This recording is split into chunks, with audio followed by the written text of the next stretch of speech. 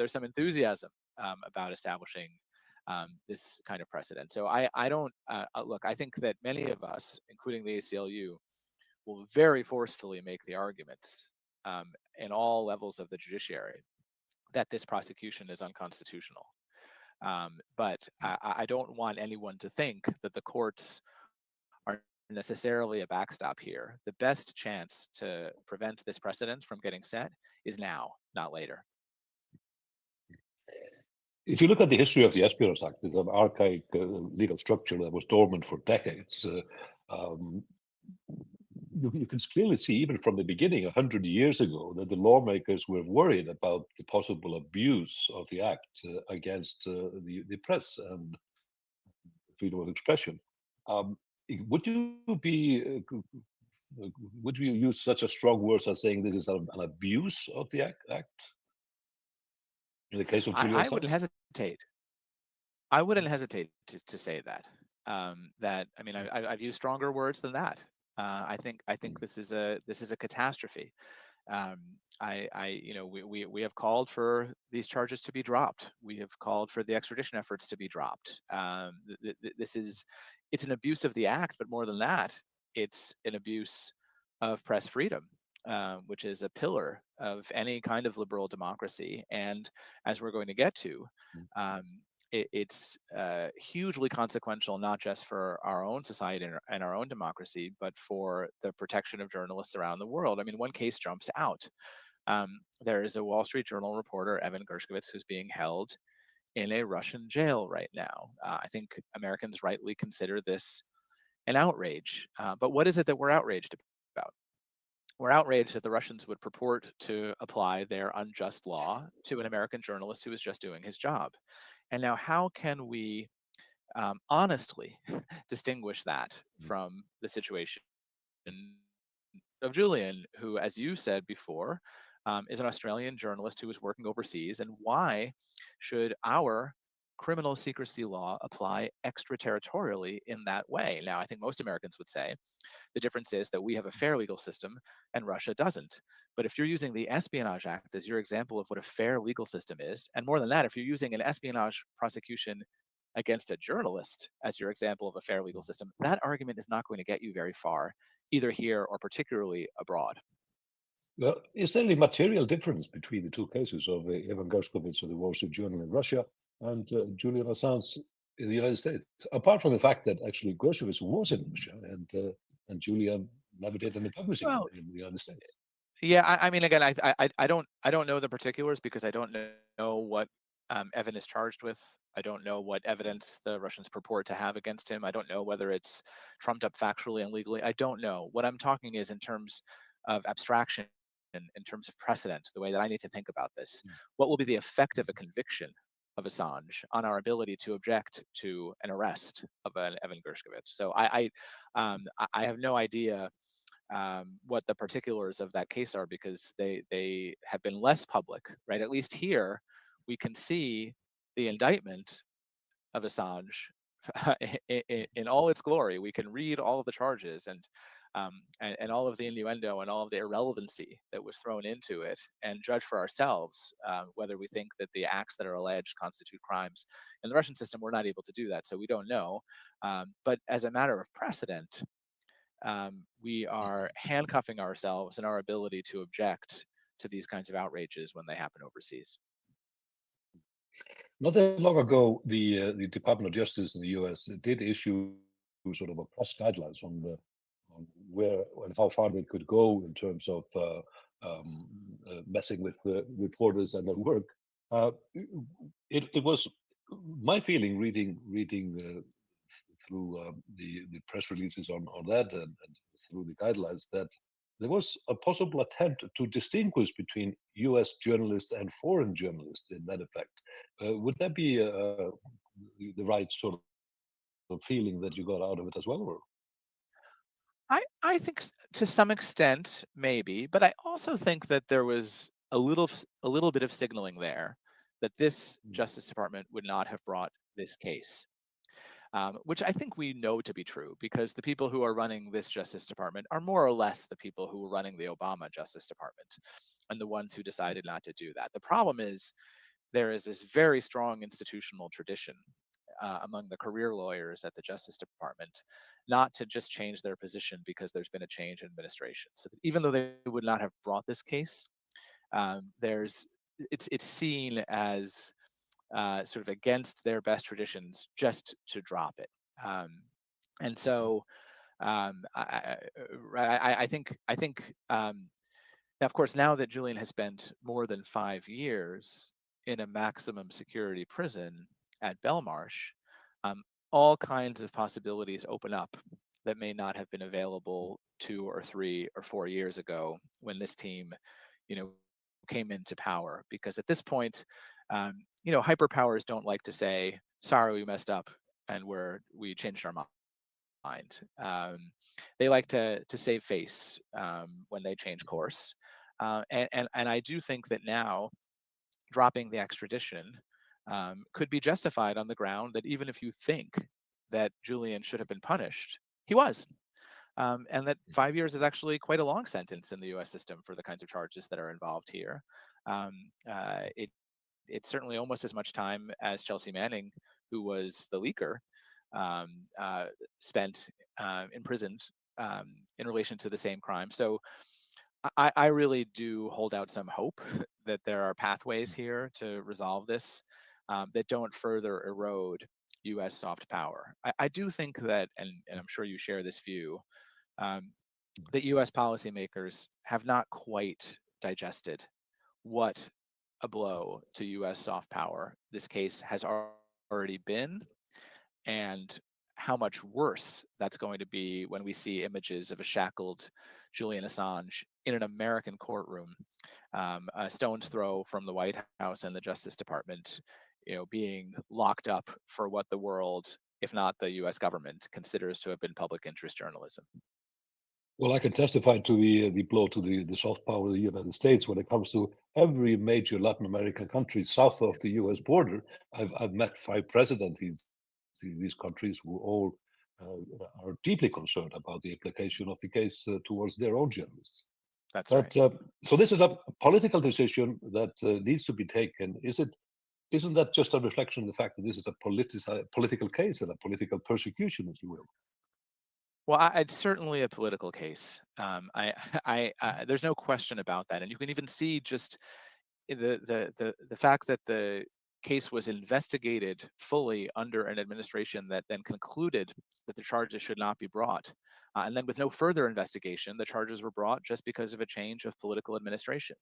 That's evidence enough that there's politics going on here. And ordinarily in the U.S.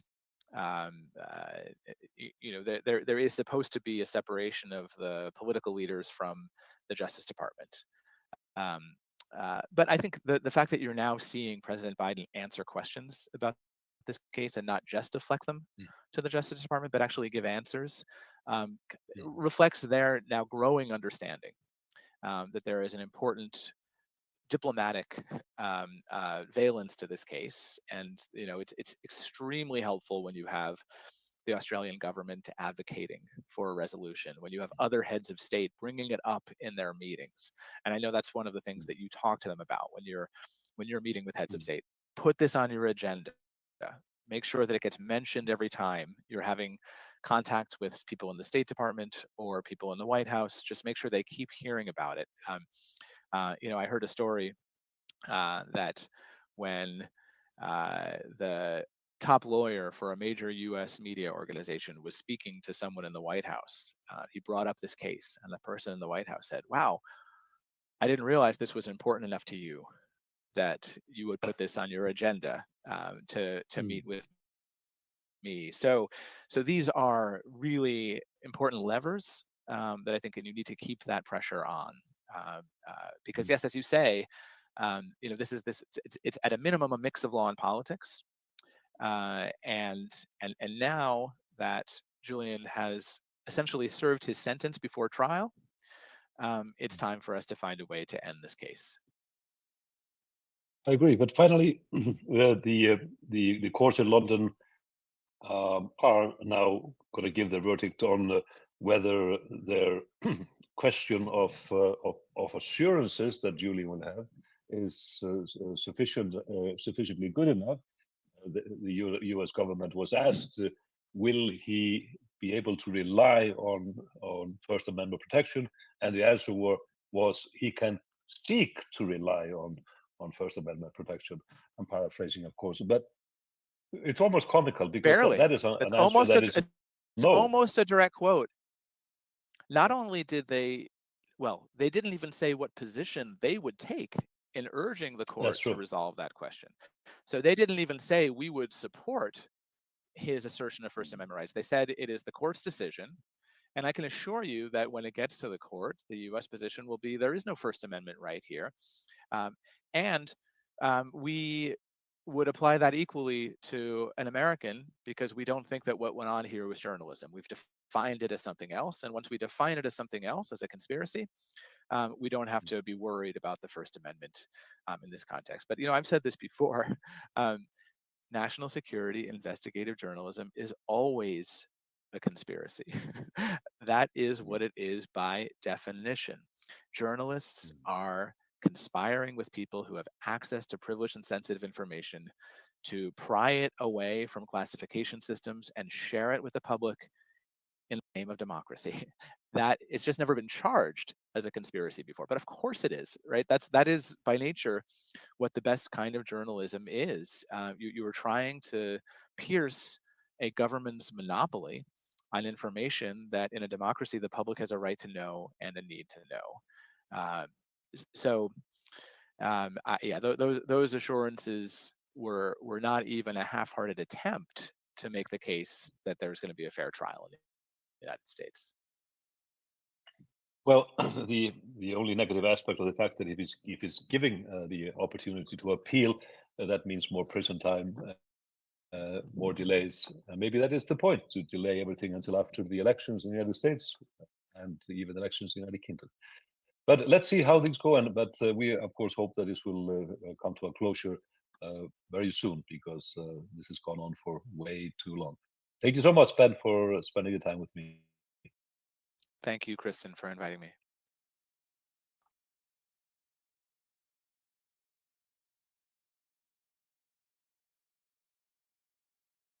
Free Julian Assange!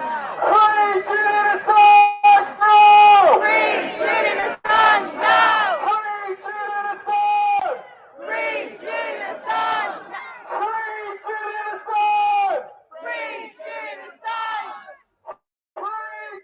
Free Julian Assange! No! Free Julian Assange! No! Free Julian Assange! Free Julian Assange!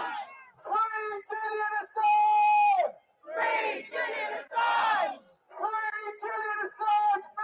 No! Free Julian Assange! No!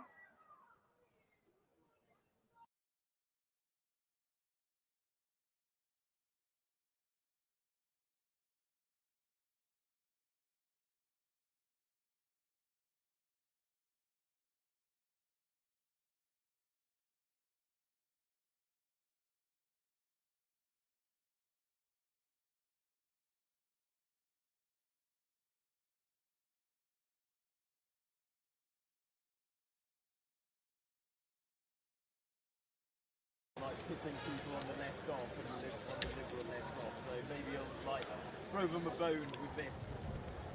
What's the matter here? Well, it's a big figure now because so many people are brainwashed. But that's not, it's so much effort. So for him to do that could be, handing over yet another stuff.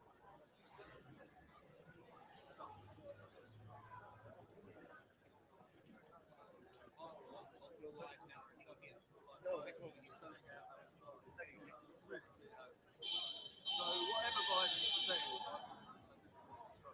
I would trust it. I might put it down to his senility. Yeah. Exactly, whatever he says, he gets it. If he says anything inconvenient, and they say, oh, he was having a senior movement. He didn't really mean it.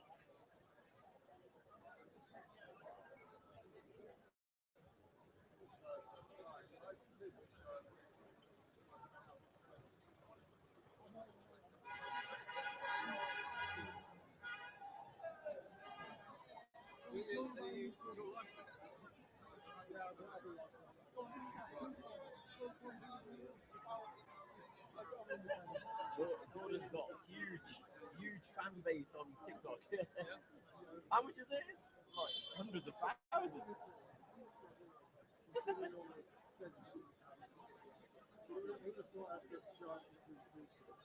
Oh no, it's incredible.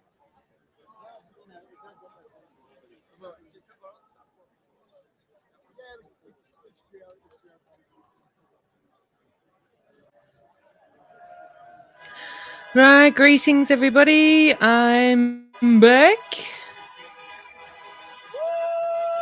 Robin here from Courage is the Cure. Let me just catch up with some of the comments here. Wasn't that an interesting interview? I was only able to catch parts of it. Hi 42, how are you? Oh, it rhymes. How are you doing there in ye oldie island, eh? Northern Ireland? I was only able to catch a little part of that discussion there. But all very, very interesting. What wisdom do we have today, DCBZ? What wisdom do we have today? Indeed. We are live. I am streaming from Stella Assange's YouTube page.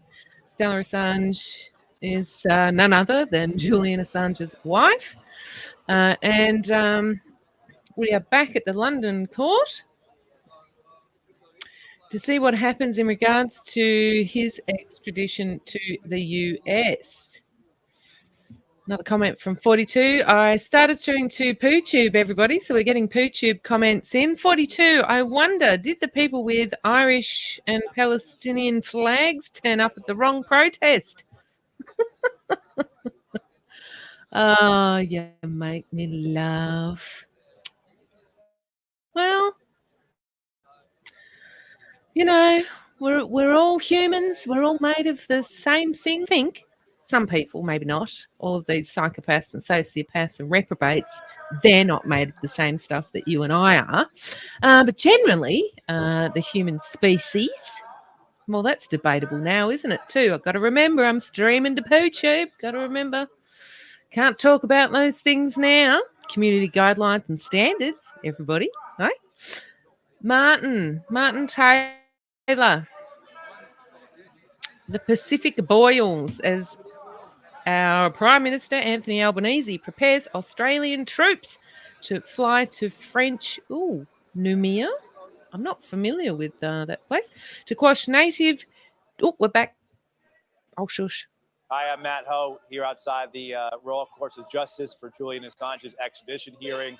Tremendous crowd, tremendous support for Julian, his family, and for the right to free speech and a free press. Got Chloe here with us, and she's going to give us some updates on what's going inside the courthouse. Chloe?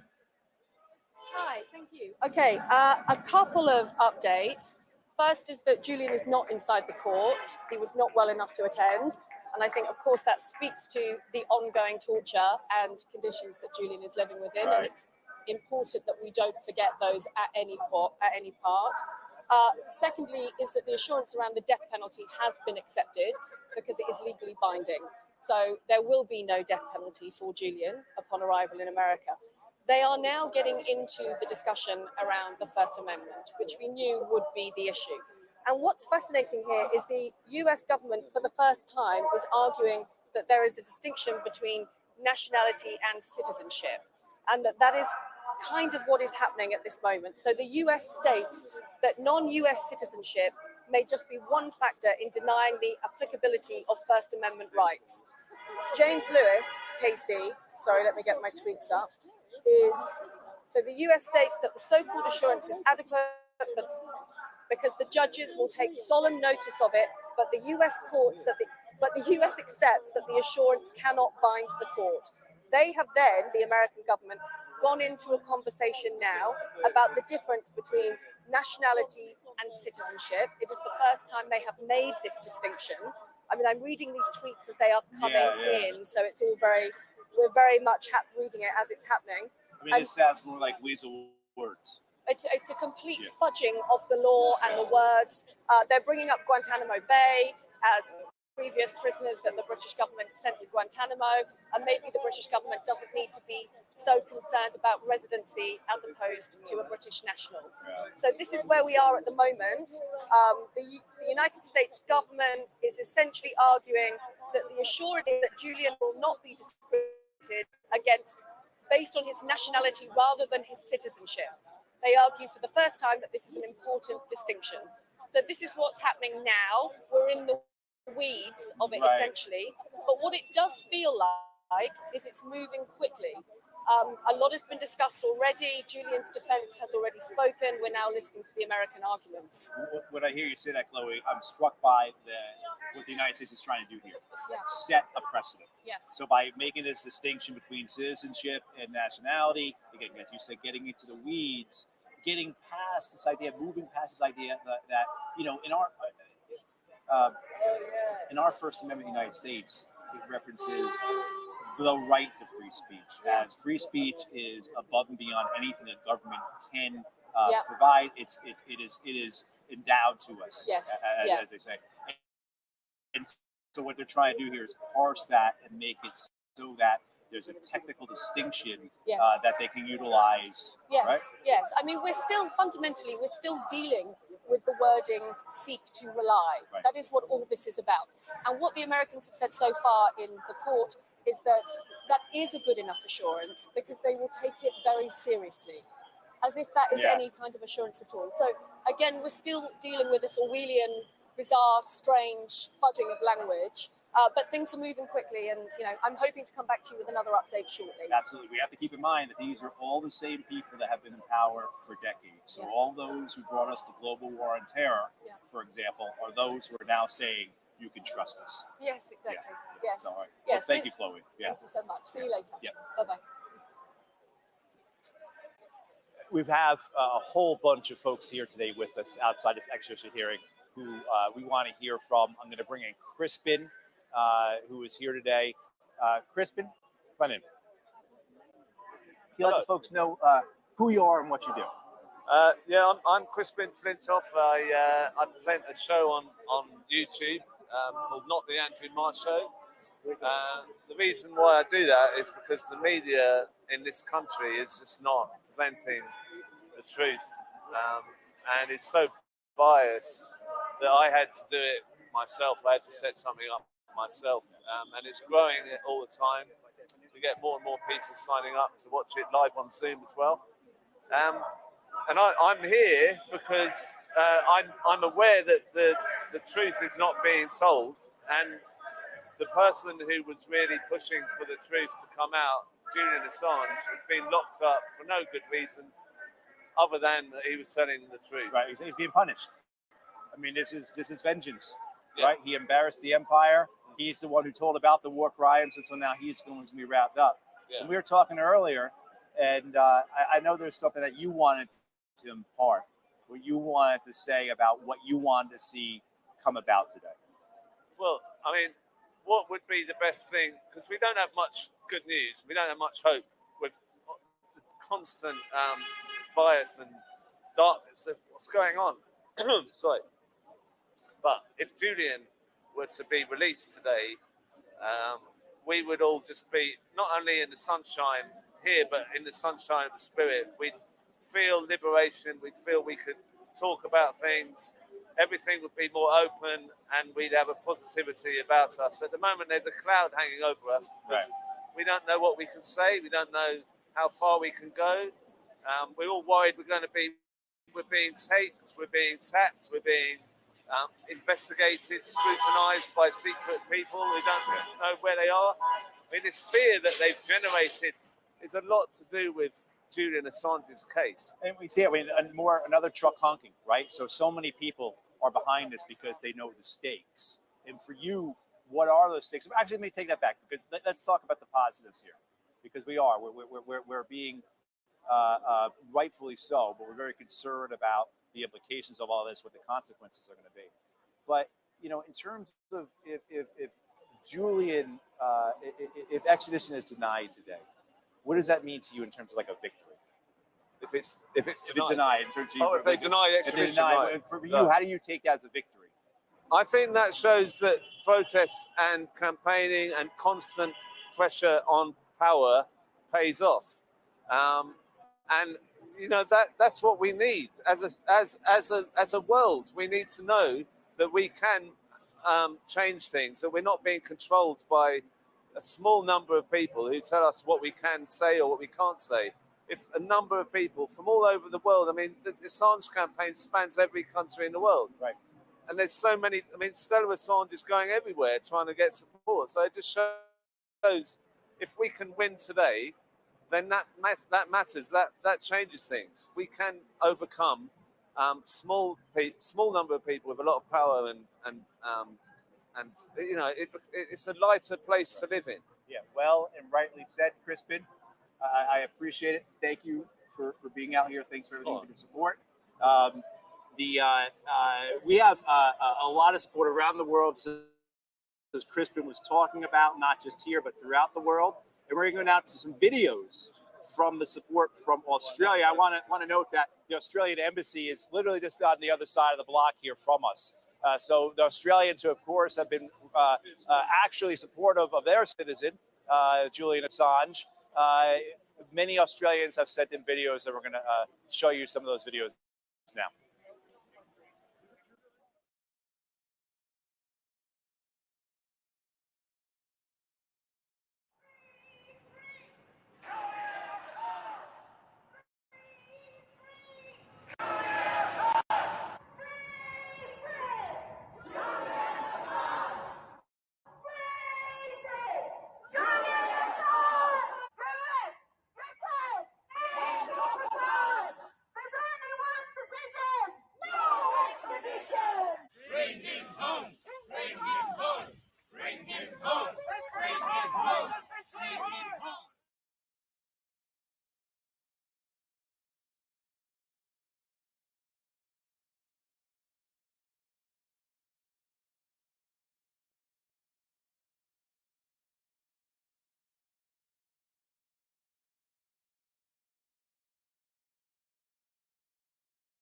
Nobody in this campaign has worked harder or dedicated themselves more to freeing Julian Assange than his wife, Stella. And I am reliably informed that this is her first time in Australia. Please give a wonderful, warm, Gadigal country, Sydney welcome to Stella Assange.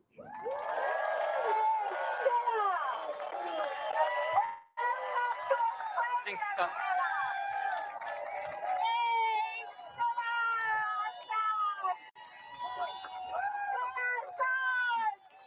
Thank you. Thanks, everyone. And Scott's right. This is my first time to your land. And it won't be my last, obviously, because I'm going to come back here home with Julian.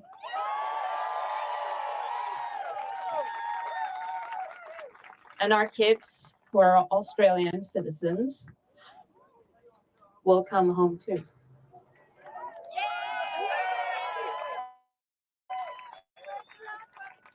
It's been a bit bittersweet because I always imagined my first visit to Australia to be with Julian and the kids. But I'm just here for a few days.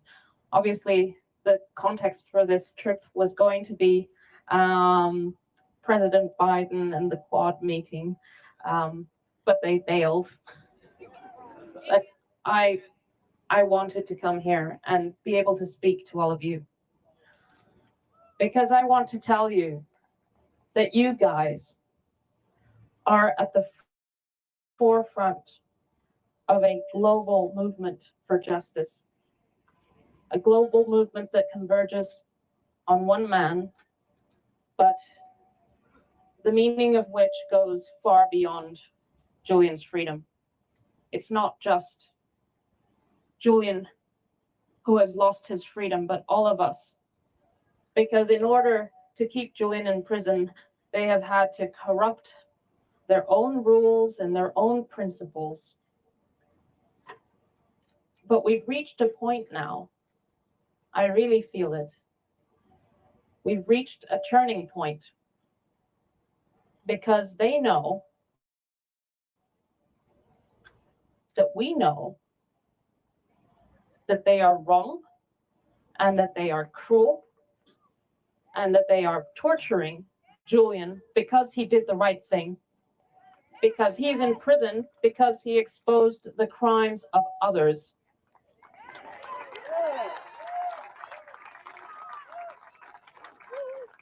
And that no decent, humane human being will ever tolerate that. The only people whose interest remains Julian's imprisonment are the ones who are guilty and implicated in those crimes. Now, I have to tell the children about, try to explain to them what's going on. And I both want to explain to them that this is not a normal situation, but also give them hope. And they have hope because they see the millions of people who support Julian. They see it all the time. But I also have to try to break down what's actually happening here. And I tell them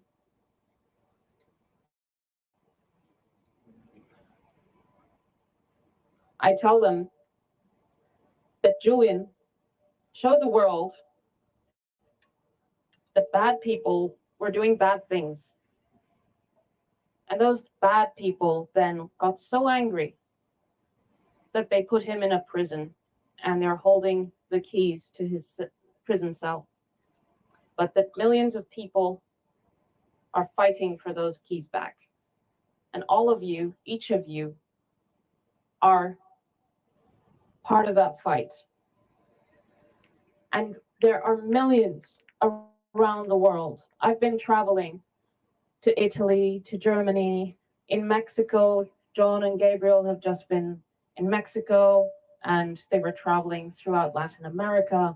Julian's case is a case of global importance, but you guys are at the center of it because Julian is an Australian. He's a country boy, and he's from this country. And that means that the key to securing Julian's release lies with you. And you guys have been incredible over the years.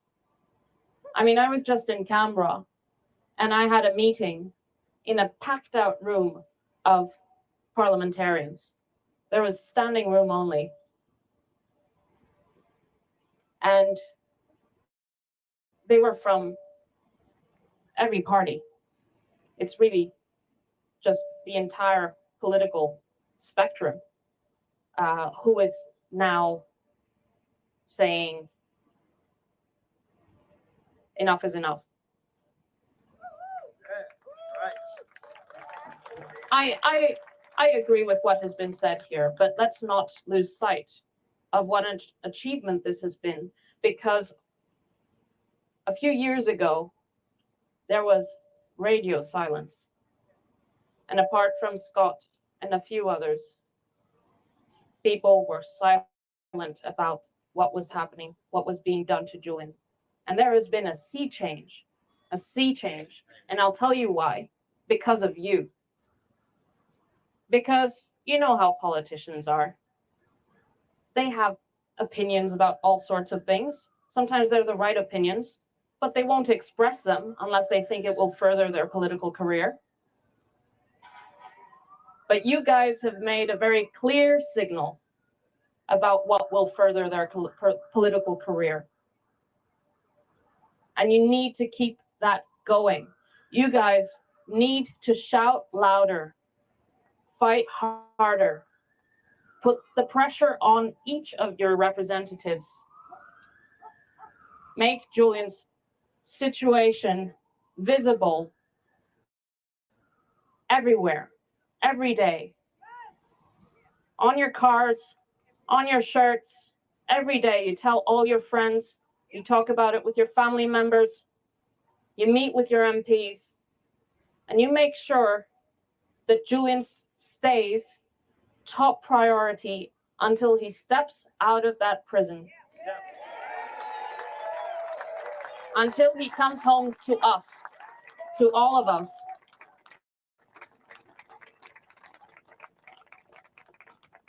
I think we're near. We can achieve this together. I fight for Julian every day, but I'm not alone. I feel like I am buoyed by all of you and the enormous support that has built over the years of decent people standing for decency, for humanity, and for justice. Not in some abstract way, but in this very concrete way. And don't lose sight of the incredible community that has been formed around this case. All good people I meet, from all walks of life. People I thought I would never meet, not because for anything, but just we wouldn't cross paths. People for which sometimes I would probably have an argument on one or two things, but who have a basic sense of decency and humanity and justice, and who won't tolerate this.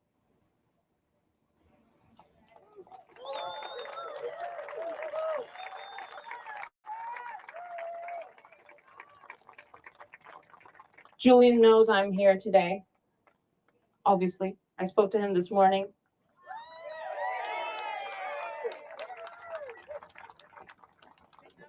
He is really encouraged. It really keeps him going, you know, because every day that passes, if the other side had been successful, he would become more and more invisible, and what's happened is the opposite. Yeah. And that's because of you. Yeah.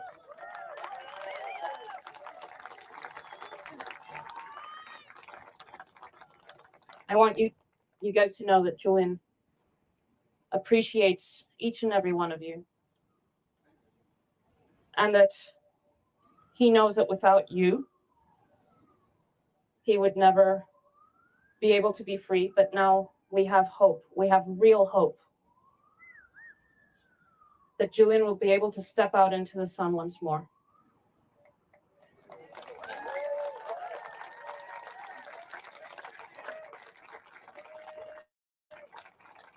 I long for the day where we can come to your beautiful city and walk around these spectacular views. The harbor. My breath has been taken away. It's just so spectacular. I saw a rainbow lorikeet up close yesterday, and I saw about 30 kangaroos on the roadside, and it's amazing. Julian has told me so many stories. He grew up in Queensland, and he's lived in Victoria and New South Wales, and he has so many stories. And people just imagine him behind a computer screen, but he's really a country boy, and he wants to show the kids where he grew up. He wants to take us for walks, and I really long for the day when he'll be able to do that.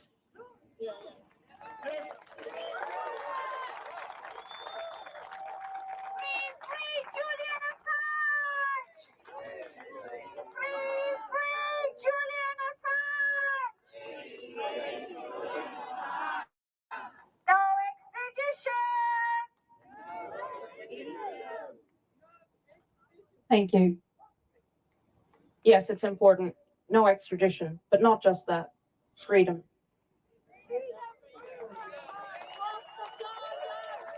Let this man be. Let him live. Enough is enough. Let him come home to our children. Let him have just a dinner at home, you know. Let him sit on the couch. Let him take a nap. Let him feel the air on his skin. It's been denied to him for so long.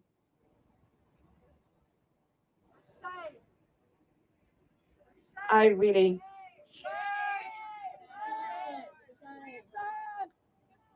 let's make it happen, you guys. Thank you.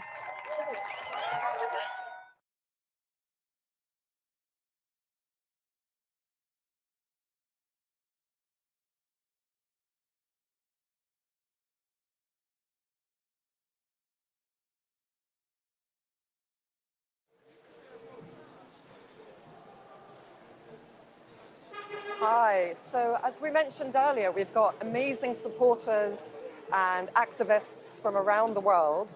We have with us a legendary photojournalist from Bangladesh who was on one of the Time Magazine People of the Year, Shahidul Alam, who's going to join us now. So thank you for being here on your last day in London. What's the background? How did you first become interested in this case, and tell us how you got We've been involved. very interested in WikiLeaks itself because of what it does, what it is, and as human rights defenders, how important it has been for us. And immediately after Assange was picked up, I was one of the people who provided support, public support for it. In my own country, in Bangladesh, where I'm from, we had a huge banner of Assange dangling from our building at a time when in the press club in Bangladesh, they had banners of the Prime Minister dangling. And that is one of the ironies where the media itself often has been complicit in these situations. We've, of course, also campaigned for Palestine, which we see here, and essentially it's a campaign for freedom. And on the 3rd of May, when we had World Press Freedom Day, we actually had an event discussing Western hypocrisy on media freedom. Because you have countries like Britain, countries like the United States, which waxes lyrical about freedom and democracy across the globe, yet when it's dissenters in their own ground, it's a very different set of rules. And I want to point out to them that they are complicit, not only in terms of what they do, but because people like Julian Assange have played a role in exposing their injustices and their actions in supporting tyrants in countries like mine, I think we have a role to play in exposing that hypocrisy. Thank you. You've dealt with state repression yourself. For people who aren't familiar with your background, can you speak to any sort of parallels you see with what you've been through and the current case, or anything that strikes you as familiar? Well, whenever you talk, I mean, my country and this country both talks about freedom of expression and celebrates the fact they call themselves democracies. But when people like us get close to the truth, when we actually question their position, when we expose their injustices, then suddenly the crosshairs are turned on us. In my case, I was jailed, imprisoned, tortured, and I still have a case nearly 6 years down the line. Julian is rotting in this jail for having spoken out for justice and spoken for people's support. It is meant to be exactly what Julian and people like us are doing. Interest journalism, and that is exactly what scares them. And what are your concerns now? Do you have any sense of where this might go? I mean, I know it's impossible, but any thoughts on today? And I'm cynical. I have very little faith, very little trust in systems like this. And in this country, as in mine, the courts are not independent. There is no separation between the judiciary and the executive. And to a large extent, decisions that are made because of people in power and their interests. So I hope it will be different. And I would like to celebrate the fact that there is such popular support. And I think one of the things we need to remember is that those of us on the ground, the public, have a greater strength than we imagine. And I think we need to celebrate that. And that's exactly what this is. well, thank you for being here on your last day in London, and thank you for showing solidarity. So you said there was a huge banner, Julian banner in Bangladesh. And what kind of responses would you get? Would people know who he was and what was going on? Or? Not as much as we would have expected, but certainly the media does know. And that is also one of my concerns, that knowing that there is someone who's speaking out for freedom, particularly for journalists, that journalists themselves have not taken on their role. That has happened in this country as well, sadly. And mainstream media is complicit in some of this.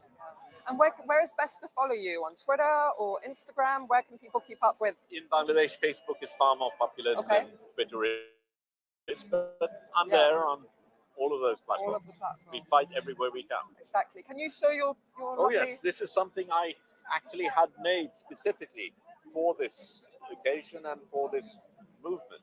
And I wear it every time I come to Britain, every time I go to the US, every time I go to Australia. So you're wearing the House of Alarm today, as they say on red carpets. Well, thank you for being here, and we'll keep in touch. And thank you for doing solidarity events and discussing this in Bangladesh.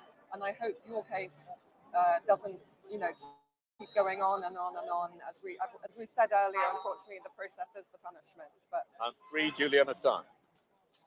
Thank you. Thank you. Okay. So yeah, you can follow Shahidul on Facebook. So we're still waiting. You can be following, if you're following on Twitter, follow Free Assange. There's people live tweeting from the court.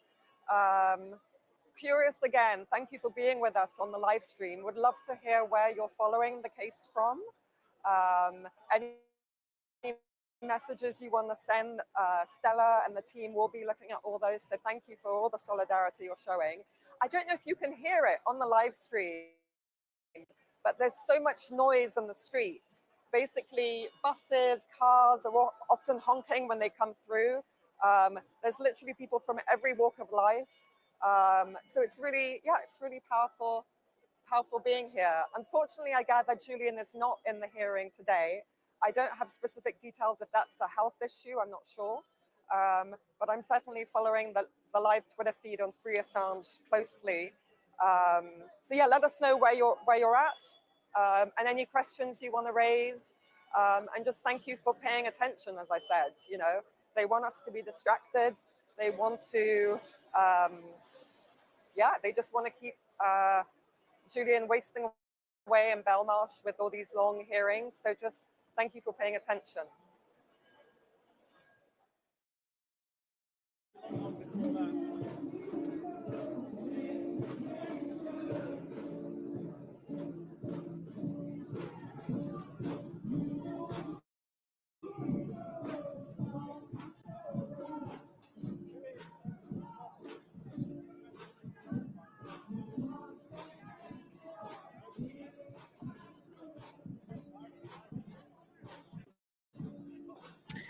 Right, greetings everybody. Robin here from Carriages Cure, just checking back in how we are going. Another comment from 42, nipping out to get some food. Thank you, 42, and pop on over to 42's channel on YouTube. Does great live feeds on the weekend. Fantastic. So we did have somebody come out. I've been busy cooking dinner for the family, so I haven't been able to keep tabs on Free Assange on Twitter. However, we did have an update first and foremost about Julian. Julian is not in the court today for health reasons. Hi, Leander, I'm glad you're still here. So Julian is not in the court today. Some good news. The assurances around the death penalty has been accepted, so there will be, in the case that Julian is extradited, he will not face the death penalty. I just can't even believe that that's even on the table. I'm sure I just can't believe I even have to say that. But anyway, the assurances around the death penalty have been accepted by the court, so there is no death penalty for Assange. Just my mind is just, I can't believe I even have to say that. Just said that, and I'll say it again. I'll probably say it again tomorrow as well. Deplorables. Hi. Good dinner done. Now we're with you. Yes, I've just finished dinner for my family as well. So that was the first two things. Julian is not in the court today due to health reasons, and the assurances around the death penalty have been accepted, so no death penalty for Assange if, in fact, he is extradited. the word was that things are moving very quickly within the court. Yes, deplorables. So potentially it's 175 years in prison. So 100, yes, deplorables. Hundreds of years in prison is a death penalty. Yes. Yes. Lindsay, things getting weird. And so the update that we had was now they're having a discussion about nationality versus citizenship. Oh, we're back. I'll be quiet. Okay, bye. We're going to go now to Ginsella, who is with the campaign Demilitarize Education. She's out in the crowd. She's one of our co-presenters, and she has been speaking to people all morning long. And she caught up with Ben Westwood, the son of Vivian Westwood. Westwood's, of course, being good friends with Julian Assange and his family. So we're going to go now to Ginsella's interview with Ben Westwood. Fashion lovers, design thrivers, all the people that are Westwood fans. We have Ben Westwood, Vivian Westwood's son, here right now outside the Royal Courts of Justice. This is an honour. Westwood is my hero, no doubt, so I'm gassed. Ben, you've been supporting the case for a long, long time. Why is it so important to you? Well, why is it so important to me? Good question. Because I believe in democracy, and I don't think we have one. I think it's been corrupted always, and I think that Julian gave us the tool that we need, which is transparency, really, because people should know the criminal acts that are being perpetrated in their name by their government, who have no interest in representing them at all. And people kind of know that, but it's good to have the actual concrete proof. That people are lying out of their back teeth. So, and also because Julian, I know Julian personally. I met him personally through my mother, I think. I was glad to say. And he's a human being, and I think it's disgusting the way he's been treated by these people who aren't human beings, really. They're... anyway, a lower vibration. I think they're idiots, actually. I think they're a criminal idiots. I'll say it, they're reprobates. Robin said it, Robin said it. I totally feel that. And this sense of energy that is in this place is very much like frustration, annoyance. We shouldn't be here to prevent a man that told the truth from being tortured. How does it make you feel to know that Julian Assange has been in Belmarsh prison for so long? Well, it's disgusting. I mean, the man hasn't been established if he's done anything wrong at all, and I don't think he has done anything wrong. Anyway, why has he been in Belmarsh so long? As an example, I don't think we're here today to be to get a result on this. I don't think that Julian is going to be released by the establishment at all. I think that he's exactly in the position they want him to be in right now, not being extradited to America, but at the same time being incarcerated indefinitely in solitary in Belmarsh. They don't want him extradited. There's the Julian's father turning up. They don't want him being extradited because that looks very bad for them. But it shows them up to be the hypocrites that they are. You better go and cover. Yeah, you better go and cover Julian's father. Hello, Julian's father. Hello. I've forgotten your name, but anyway. Good morning. Nice to see you again. Wow, Okay. Julian Assange's dad is right here now. This is a family affair, people. This is us fighting for the freedom of our children, future generations, to be able to tell the truth. Truth is an essential building block to fair and just societies. Ben, do you have anything you want to say to the world about supporting this case? It's just not been reported on the mainstream media at all. But this is one of the most important cases you could ever be involved in or know about. It shows a complete travesty of justice, complete misrule of law. It just goes to show that laws are not there for justice's sake. They're there to support criminals. It's to give the authority to criminals to carry on with their criminal acts. It's to sort of safeguard the theft and the murder that's been perpetrated by people, by the establishment. When there's this man's condition is the same as society's condition. It represents it 100%. When Julian's crushed, so will democracy, so will civil society, and so will rule of law. So will any idea of justice in the world. Just forget it.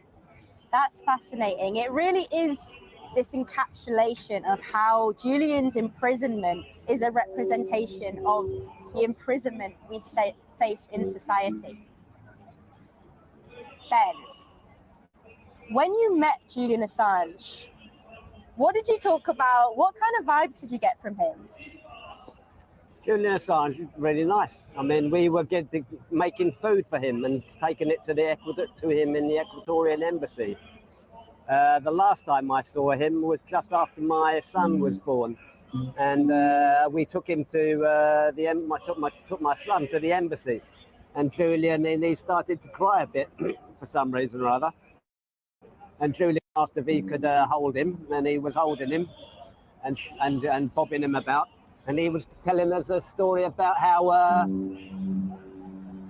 this shaking a baby about always makes it quieten down because it reflects something in the past, whereby when the parents would be moving like this, it's because they're running away from some danger, so the baby would shut up.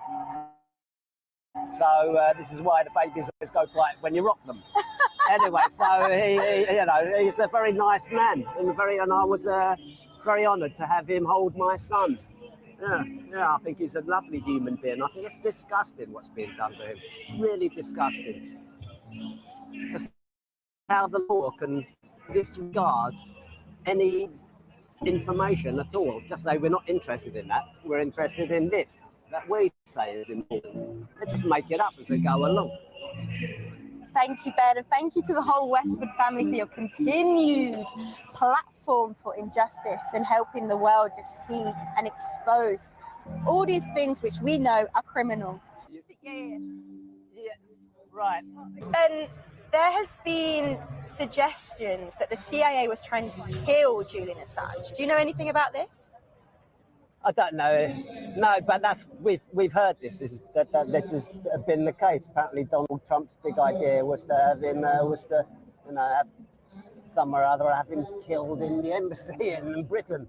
It's ridiculous, and we're supposed to be taking the assurances from this government, from this country, that he won't face the death penalty and he'll receive the First Amendment. You can't believe the thing they're saying. I mean, I've been thinking of the letters of CIA. The CIA is supposed to be the Central Intelligence Agency. It's not. It's the Criminal Institute of America. They're just thugs and crooks, all of them. You know, it's a criminal organisation. I was asked in another interview whether or not what I thought about the fact that all these agents were sort of put in jeopardy by the WikiLeaks release some time ago. And I said that, well, he'd done his best to try. It wasn't him, it was a Guardian who could release the password and la, la, la, la, la. But irrespective of that, I've got no respect for these people that have been uncovered. They're all in there trying to do something sneaky, dodgy and illegal. The CIA does nothing apart from criminal acts. You know, if they're involved in anything, you get a dirty stink. Yeah? Criminal Institute of America, you heard it here first. 3 seconds. Hi, I'm Matt Ho. We're outside the Royal Courts of Justice. You just saw an interview done by Ginsella of one of the supporters of Julian, but also a friend of his family. And I want to bring in Ginsella, who did that interview. Ginsella, come on in. You're out here with us as one of our co-presenters. First of all, you're with an organization called Demilitarized Education. That's right. So can you tell us a little bit about that and then how that ties into why we're all here today? Absolutely, yes. So my organisation works to break the ties between UK universities and the arms trade. The education system is completely riddled with the military. Arms companies are using educational capacity to advance the war machine. Our campaign, shout out to all the Education Massive, we are looking to see universities sign a demilitarized education treaty, change their policy so they no longer partner with arms companies, and instead champion peace. Okay? All of us want peace. I've been out talking to everybody. Everyone's here to try and get a better world. And that is impossible without the building block of truth. Right. Absolutely. And, certainly where I'm from in the States, the militarization of education is pervasive. We have what's called ROTC, Reserve Officer Training Corps units, not just in our colleges, but in our high schools and in our middle schools.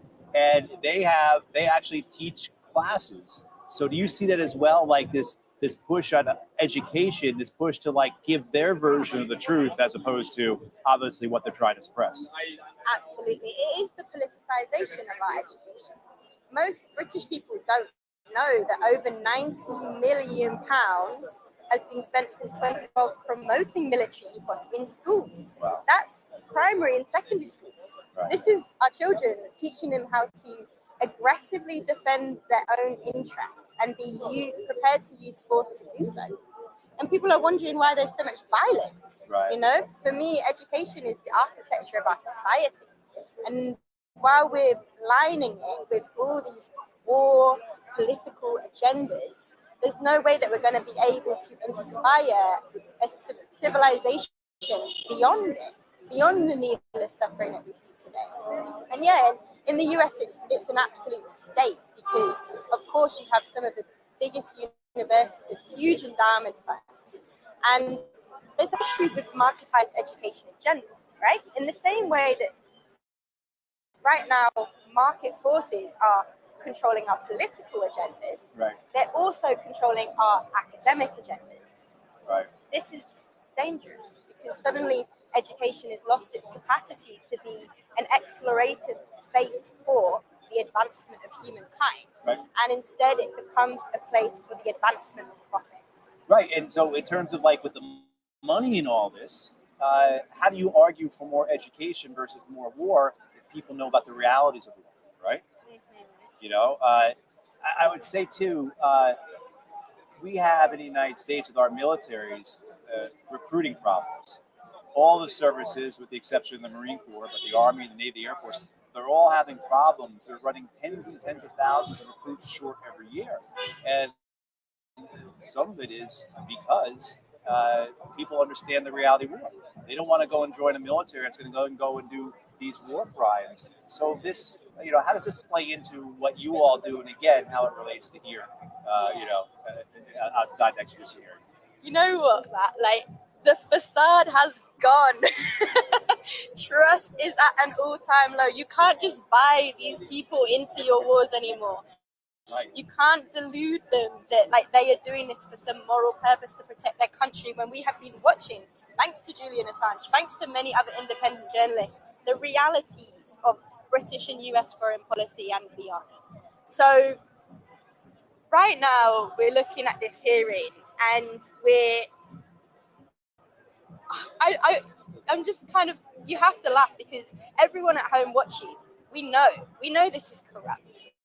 We know that there's been payouts and bribes, and we know that they are so scared of Julian Assange and the realities of all these other people that aren't joining the army now because of the truth. Because we've exposed the weak the military complex and their political agendas actually are. When the people speak out, when the people know their power, when the people use education to actually advance us into a peaceful world, we'll achieve it. All is possible. Right. And so you've been here today. You've been out in this crowd, this very class supporters, people here in solidarity, right, with Julian and his family, and with this desire to protect free speech and free press. And so, what have you run out to? What have you run into in the crowd? I should say. That's asking. Yeah. Oh, I should shut up and just let you in. brilliant eclectic mix of people. We got some people who have just got so much to say, and they've, done their own research into the delusions of our current political agendas. Then we have some grandmas, there's some carol singers on the recorder. Ooh, it was beautiful. We've got an amazing dog that's just like an absolute lion over here. Right here, yeah, Maya, yeah. Maya. I don't know if she's in the shot or not, but she's got her free Assange badge on and everything. Yeah. We got the cutest dog in London to come through, so that's a win. There's people. I've been speaking to 3 people from Italy. They flew in at 2 a.m. this morning. Wow. And they've got a flight home after this. That's fantastic. Right? That's fantastic. We've got people from New Zealand. We've got people from Switzerland. They're all investing their own money into not just Julian Assange's freedom, but what that means in the context of freeing us from the miserable state of our system. Thank you. It's so important for us all to be together like this. I mean, important for Julian and his family, of course, but also too to stand up for them and stand up against what our governments are doing, including this terrible prosecution and persecution. But I know you're going to get back out there. You're going to talk to some more folks. We'll talk to you later, right? Oh, absolutely, please. Because what I've learned due to my work at Demilitarized Education, check us out. We host the world's first university arms database, and we've uncovered £2 billion worth so far. Wow. What I've really learned is how the state uses our education system to create a hope vacuum. What I hear a lot in my work is, oh, but that's the way the world is, or, oh, I can't change anything. And I can tell them that is paid for. That is what the state want you to say. And that is a complete delusion of how powerful you really are. Us all here coming together, it's monumental, and it needs to ripple into our societies on a day-to-day basis. We're not independent. We are not alone in our your broski at the local shop. Go talk to the grandma that you've never spoken to. Actually come together and listen, and you'll understand that together we can shift things. Beautifully said. Thank you for that, Jinsella, and look forward to talking to you again at some point this afternoon. But you're going to get back out there and talk to all these folks. And those words what you just said, I think that summarizes why we're all here. So thank you. Thank you. That was Jinsella. She's one of our co-presenters. We're going to go shortly to one of our other co-presenters, James Kennedy. But I just want to follow up what you were saying about the hope. I said it earlier. We breathe, we hope. But the reality is we have to make real that hope. And it's through this action, it's through what all these people are doing here today that is making that hope, whether it's for justice to be served for Julian and his family or for the preservations of our freedoms. We make real our hope. But right now we're going to go to James Kennedy, who's talking throughout the day with people in the crowd. This is something he recorded earlier.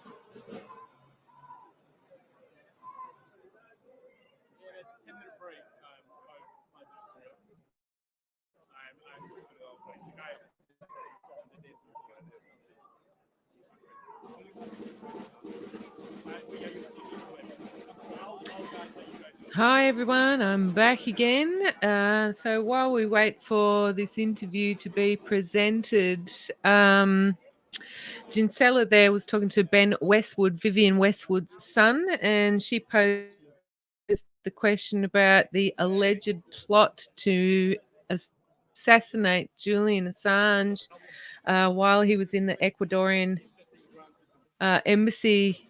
It's not alleged, it's been proven. And if I can find the picture quickly, it's Mike Pompeo, the ex-director of the CIA. If I can quickly find the picture before the interview starts, that'd be great. This is the man, Mike Pompeo. That's him. Plotted to assassinate Julian. Is now working alongside Scott Morrison, previous Prime Minister of Australia, during the COVID war, I will point just out. saw some video of the crowd, what it looks like with these hundreds of people who have turned out in support for Julian Assange, for his family, and for the rights of us all. And I want to bring in James Kennedy, who's one of our co-presenters here today. James has been out in the crowd, just like Ginsella was. Hey, James, come on in. How you doing, man? Good. How are you doing? Yeah, good. How's it going out there? It's good. There's a lot of energy out there, a lot of passion. As you can see, people have turned up from all over the world. They've flown in from Brazil, Germany, Italy. It's amazing. But with a little bit of trepidation still, because we still don't know anything of significance yet. Right. So, are people more positive, more hopeful, more? I think there's a feeling of uncertainty. Obviously, Yes, people need yeah. to maintain their hope, because without that, we got nothing, right? We're all hoping for the same outcome, but we all have the same experience of the system at this point, you know. So I think people are, they're in the middle. They're in the middle. I think the longer the day goes on without any information coming, it's getting a little bit unsettled out there now, you know. Now you're a musician. Yeah. So I think a lot of people are like, what's a musician? Yeah, I'm a guy. I was in the wars in Iraq and Afghanistan, so I need to be here, right? This is the man who told the truth about those wars. I've got to be here. You're a musician. Why are you here?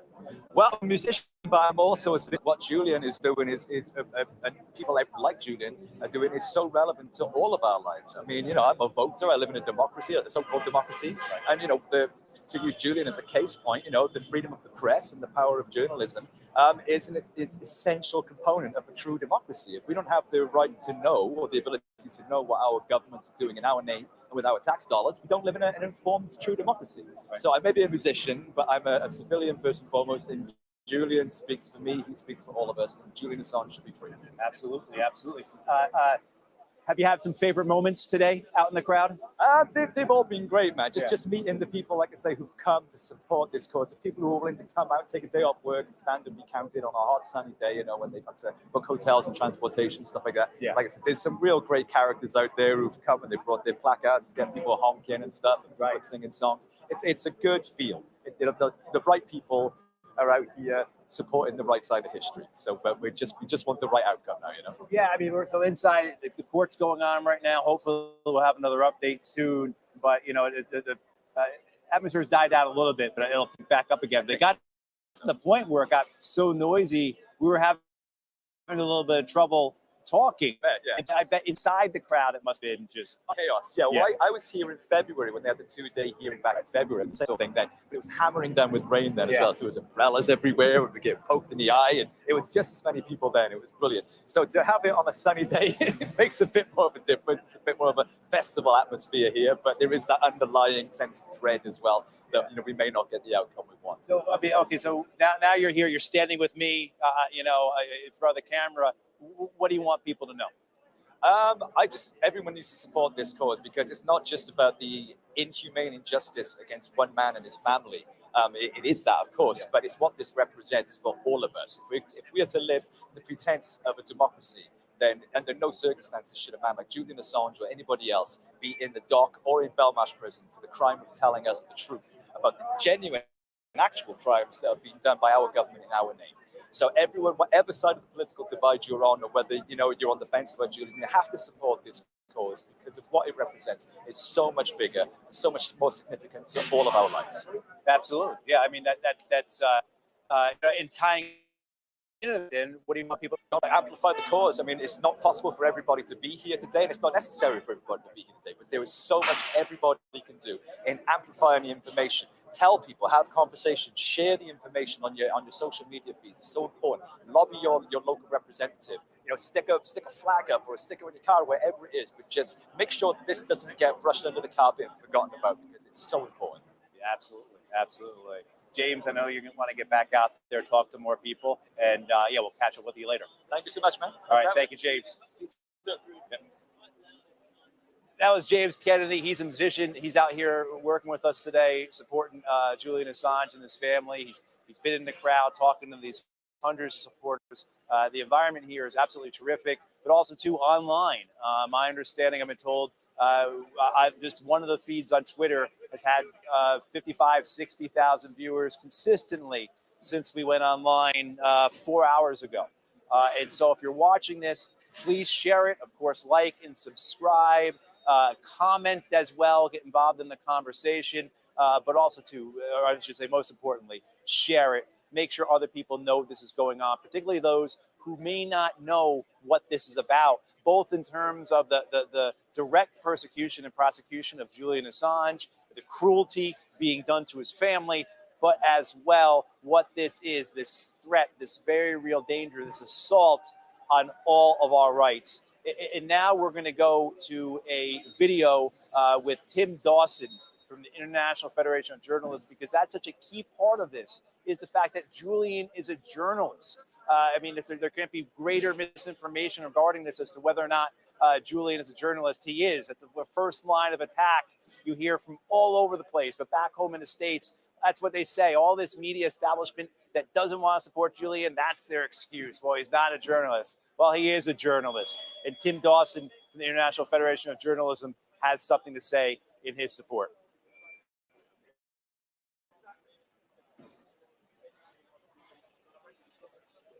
So tell me, Tim, a little bit about IFJ and why it is has become involved in this battle for Julian Assange's freedom.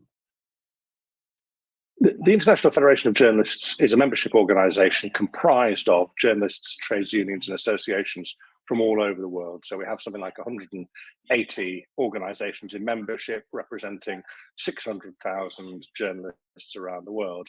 And we try to express the will and to represent the interests of all those unions from all around the world. It's been very obvious for some time, looking at motions passed at our congresses, that journalists' unions are deeply worried about the attempted prosecution of Julian Assange. I think certainly from the time that the charges were published, it was clear that these were activities that were the normal work of journalists that the US Department of Justice were pursuing Julian Assange for. And as such, we immediately saw the issue for journalists anywhere. Anybody who was in possession of state documents, of state secrets from the United States would potentially be at risk if Julian Assange's prosecution was successful. So from that time onwards, we have tried to represent the voice of journalists around the world in saying this prosecution, I mean, the extradition should be stopped, the prosecution should be stopped. Julian Assange should be allowed to go about his lawful business and return to the work that he was doing before all of this sort of grotesque circus took off. How does this strike you, this endless discussion of whether Julian is a journalist or not, sort of in light of the fact that, yes, he is a member of the International Federation of Journalism through his Australian union, where he has been a member for almost 20 years? To be honest, I think it's a bit of a distraction, and it's an argument that there's not really very much merit in entering into. There's no question in my mind that the work that he was doing was the work of a journalist, was journalistic work. He had identified potentially very serious wrongdoing. He found a confidential source who had access to documents telling us more about that, and we're told, helped that source to leak those documents in a very effective way. That is all work that any journalist would carry out to try and obtain such an important story. I understand why some journalists who have trained at university, who've undertaken an apprenticeship, who work within a structure within a news platform look at the slightly freewheeling style of Julian Assange and say, well, he's not the same as me, he's not a journalist. And as I say, I think that's a bit of a distraction. I think it's better to focus on what is quite clear, that it was journalistic work, and not get bogged down in what is essentially an arcane argument. Isn't it the fact that what WikiLeaks presented in especially in 2010, 2011 with the explosive leaks at that point, that there was a shift in the journalistic environment, so to speak, basically reflecting the new reality which journalism finds itself into, both financially and technologically. So isn't this as you say, an archaic argument that we need to rethink the entire environment of journalism and the rights and duties of journalists within this environment? I think that's an important and interesting debate. I mean, one of the things about the news media is that it is, and always has been, a place of very quick and profound change as technology impacts on the way in which we tell stories and the way in which stories become available. And there's no question that the kind of works that WikiLeaks was doing was at the very forefront of that kind of change, both in terms of the scale of the leaks. I mean, there were also profound changes in the way that the US military were recording so much information, far more, I understand, than they had in previous conflicts. So, you know, that was a very significant change. Changing also was the means of distributing news. I mean, clearly there was a period, probably when you and I started our careers, Kristen, when the only available news sources were major news platforms, newspapers and television stations. Clearly that isn't the case now. It's possible it's possible for anybody to publish anything on the web. Now, that doesn't necessarily mean that my blog has the same impact as the Times or the Guardian or a national broadcaster, but nonetheless, the nature of journalism and the approach that one needs to take to become a journalist or to do journalistic work has changed profoundly. And, you know, that's something that we do need to talk about. We need to understand how that impacts people's livelihoods and also how that impacts the information that's available to society. Tell me about the possible impact of the decision that we will hear about on May 20th from the Royal Court of Justice on journalists and journalism. Well, I suppose there are a number of things that could happen on the 20th. One is that all leave to appeal could be denied, in which case I am guessing in fairly short order, Julian Assange will be taken to the United States. Obviously, there is a slight possibility that his case might be considered by the European Court of Human Rights, but I'm told, and this is not a basis of my own legal understanding, that the chances of that are relatively small. I think if a prosecution starts in the United States, it will be a terrible thing for journalism. It will be a terrible thing for the United States as well. It will show off the worst of the United States. It will show off a country that has a constitution which appears to guarantee certain things like freedom of speech, which, so far as we can tell, may well be denied, one of the world's most prominent exponents of free speech, which I think would be deeply damaging to the United States. But for journalism, the prospect of somebody being prosecuted for finding a source, helping that source to provide information of terrible wrongdoing, and then playing a part in publishing that will be damaging indeed. I think journalists all over the world will feel a shoulder falling on them, and will feel a shadow falling on their shoulder. And although there are very many brave and determined journalists, I think there are people who will be handed classified information and will reasonably think, if Julian Assange is risking the prospect of the rest of his life in prison, possibly in solitary confinement, possibly scarcely seeing his family and friends again, that's one hell of a risk to take for a story. You are working closely with journalists from all over the world. Would you agree with me that the case of Julian Assange has even already had a cooling effect and created a precedent that has reflected negatively on journalists and journalism? I think it's hard to measure whether there has already been a cooling effect, but it's hard to ignore the possibility that has been the case. This has been an enormously high-profile case. It's been reported all over the world. It's been, in court now for more than 2 years. There can't be anybody handling classified information who doesn't know about it, and there can't be anybody who hasn't thought, at least fleetingly, what impact could this case have on me? And the question that I ask is, what don't we know as a result of the cooling effect? What don't we know because people have acted more cautiously than they might have done?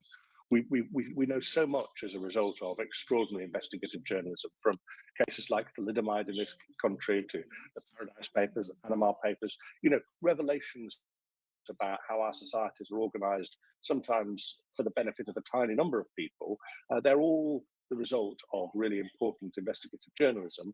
And I'm sure there's more out there, but some of it may not be coming to light precisely because people feel worried about using classified information as a result of this trial, as a result of this extradition process.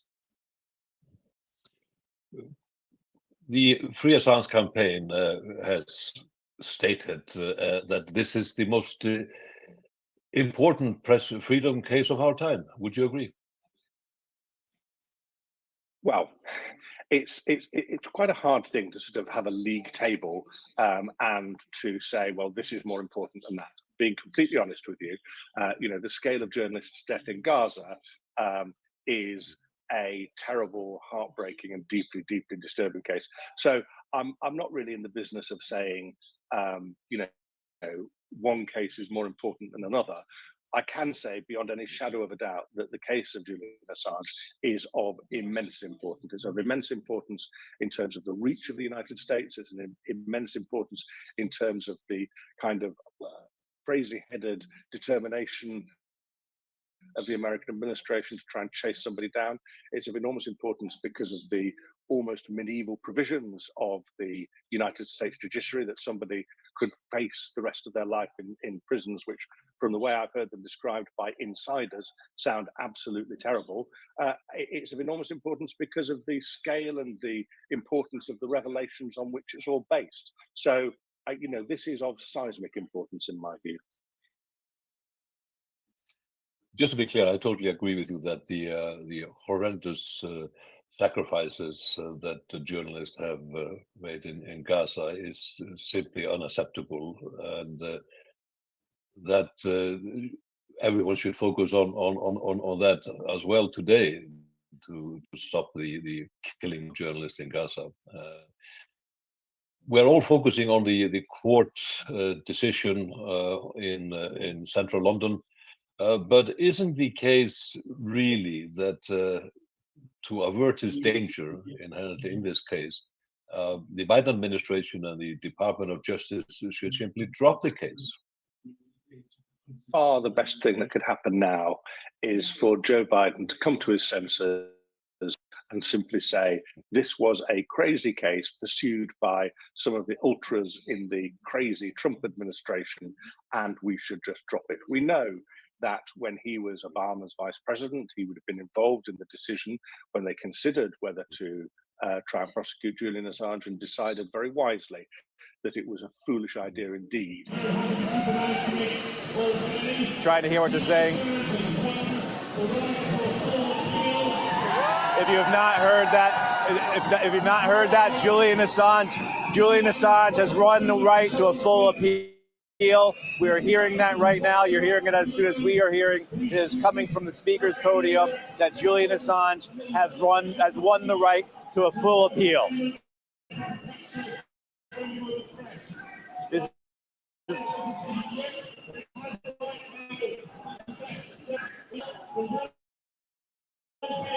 This has got to do with his right to free speech, the right of a free press, and Julian's right to contest that in an English court.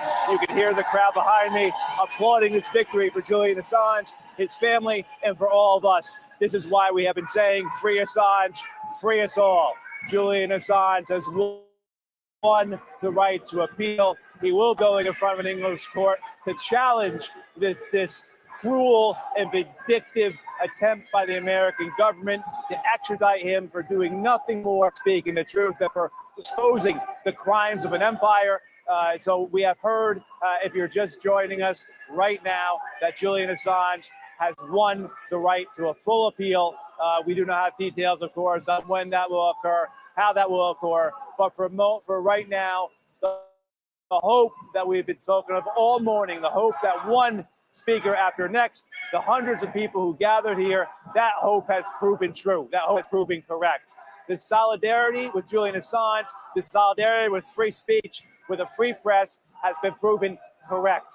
This as far as we can see it, this win today, this right to an appeal, is a victory for Julian Assange, is a victory for his family, it is a victory for everyone who has stood all these years in solidarity with Julian, in solidarity with WikiLeaks, and with the belief that people should know what their governments are doing, especially when that government is committing crimes, especially when that government is committing war crimes. Behind me, the crowd is cheering. It's getting a little bit loud, a little hard for me to hear, but that's a good thing, right? That is the noise of freedom that we have spoken of. So Julian Assange has been granted a full appeal. Hopefully we'll have some folks here shortly who can speak more to those details. But for right now, this is the enthusiasm, the cheer, the confidence that this crowd had in Julian, this confidence this crowd had in the rights of man, the rights of free speech, the right to a free press, the right to read, to say, to listen to what we want, has not been extinguished. And so at this moment in time, I think this is, of course, a historic moment. We will, of course, see what comes of this, what an appeal looks like, when an appeal will occur. I think a lot of us, of course, are thinking, will this appeal occur before the United States presidential elections? Will they stretch this out and delay this to further deny justice, to further impinge upon and harm Julian and his family? But for right now, in this moment, we understand that Julian Assange has been given the right to a appeal. Behind me, you can see the crowds. We're still waiting for the court to adjourn, waiting for people to come out. When they come out, they will be on the speaker's podium. Behind me, we will, of course, be relaying that to you all through this live stream. I want to thank everybody for being on this live stream. We're not going anywhere, but I just want to take this moment to thank you all for being on this live stream. The team here, which has been a fantastic team in support of Julian and Stella and this effort, is incredibly grateful for all of you who have been supporting, whether here in London or from afar. But just to repeat again, our understanding is that Julian Assange has won the right to full appeal based upon the assurances that the United States gave that his protections for free speech may not be honored. I understand that may be related to the issue of him being prejudiced for his nationality, something we spoke with Chloe up there. And so grateful for you to join here. A quick introduction, and can you let us know what you know at this point? Yeah, I'm John Rees. I'm chairing today's rally for the Free Assange campaign. I was in court this morning and I'll be reporting it for the Middle East Eye. It is the single best day in this case since it began. I mean, it's a momentous day because essentially what has happened is that the United States government gave assurances to the court, a diplomatic note between governments, and this court said, we don't believe it. We just don't believe that he will have First Amendment rights. We don't believe that he'll be treated like an American citizen would be, and we're sending it to a higher court, to another appeal in an English court to decide these matters. That's so important for us to hear, John. The fact that someone like yourself, who's been involved in this for so long, who's so instrumental to it, that you're expressing this degree of enthusiasm, right? That you're saying these words, this is the best day to happen. it's the best day since we began. I mean, the only other comparable day was when the Magistrates' Court said that he shouldn't be extradited. We've gone through a whole number of appeals, one of which overturned that decision.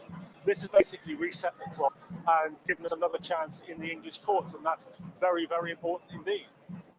And also it gives time for the political process to unwind some more, because it's absolutely clear that the American government have been cold at this. This decision will give them even more pause for thought. We've always said that it's fundamentally a political case, and why this decision is important is because it gives more time for the politics to play out. I think a lot of people are probably wondering about a timeline. Any idea what that would look like? No, that will have to be decided between the judges and the lawyers. It will depend on the lawyers' availability, when they can get their cases together. But if anything that's happened previously in this case is anything to go by, it won't necessarily be a quick process. Right. And the first assurance on the death penalty, the court accepted that, correct? Everybody has accepted that that's now off the table. Okay, and then now goes to this issue of free speech. Yeah. And in particular, I think for those maybe who are not so familiar with this, what is the argument in that? Where are courts saying that Julian has a right to free speech? Because obviously Americans are saying it's not coming from our Constitution. The argument now is, will he be able to rely and securely rely on First Amendment protections, as any American citizen in an American court might claim? The court was told that this would be the case, except that he's a foreigner, except that this happened on foreign soil, except that it's a national security issue. And obviously, what the judges decided are that these are assurances that have got so many holes in them, they're no longer assurances. Right. And how are you feeling? I've got a feeling what you're going to say, because you just described it as the best day. But for you personally, someone who's been involved in this for so long, what are you feeling right now? Of course, it is so much better than the immediate threat of Julian being bundled onto a plane. Of course, it's much better than that. But there's still a long fight, and the crucial thing for me is less that there's another hearing, but that there's more time. Because there's more time, the political pressure can be built in what is fundamentally a political case. So saying that, what do you want people to do? Protest. We've got this far because we wouldn't stop protesting. We've got this far because people wouldn't give up, wouldn't not come out on the streets, and we've got to do more of that. So as in any campaign, no matter how little you can do it. If you can just write to your MP or your representative, do it. If you can just post online, do it. If you can be on a demonstration, if you can organise a demonstration, do it. But whatever you can do, if you do a bit more than you did yesterday, then we're building a really important campaign. Because this is the result of people like you, people like the folks here, people like all those folks and all the folks watching, and all thousands and thousands, millions of others, right?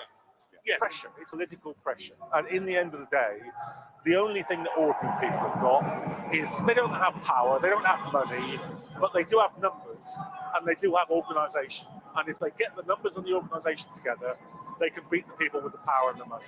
I know you probably need to get back. Anything you want to say before you get back to it? Hopefully we can talk to you later again. Good day. Keep fighting. Right on. Thank you, John. That was John Reese.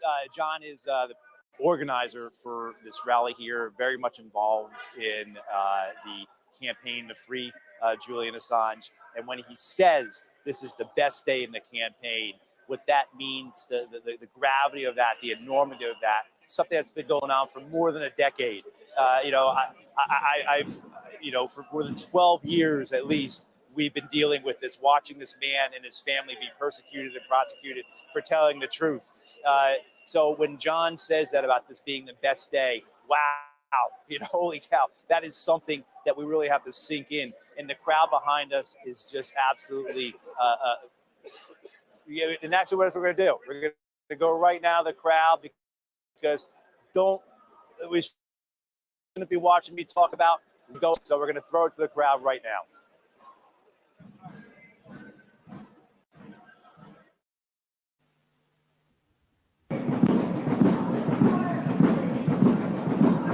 I say, woohoo!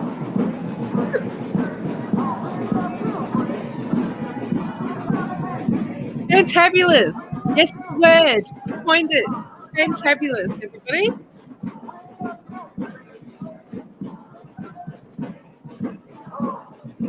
there's one thing we didn't want was for Assange to be extradited to the US when we have reprobates like Mike Pompeo who have plotted to kill him. It's fabulous. Won't be stepping foot on US soil, most definitely at this point, that's for sure. Huh?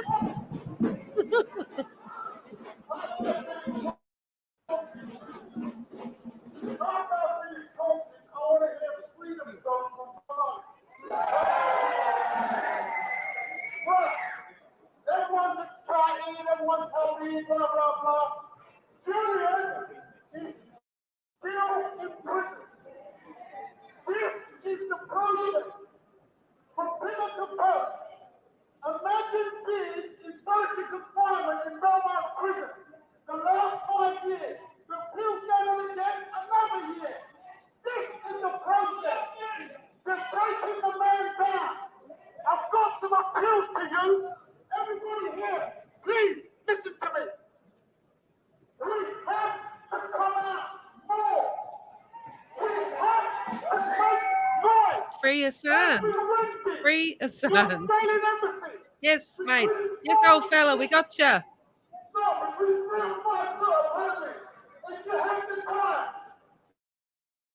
Please come down. We have to have public opinion. That's the only thing that's going to save Julian. The judges are not going to save him. The old bill is not going to save him. It is up to us.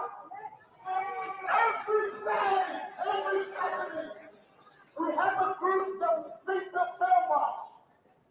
Also, in the evening, Piccadilly Circus between 4 and 6. Please, people, if you have the time, come out. We have to make Julian's name louder.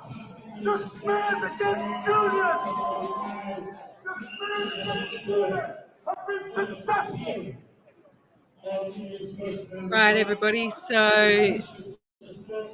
I appreciate that gentleman's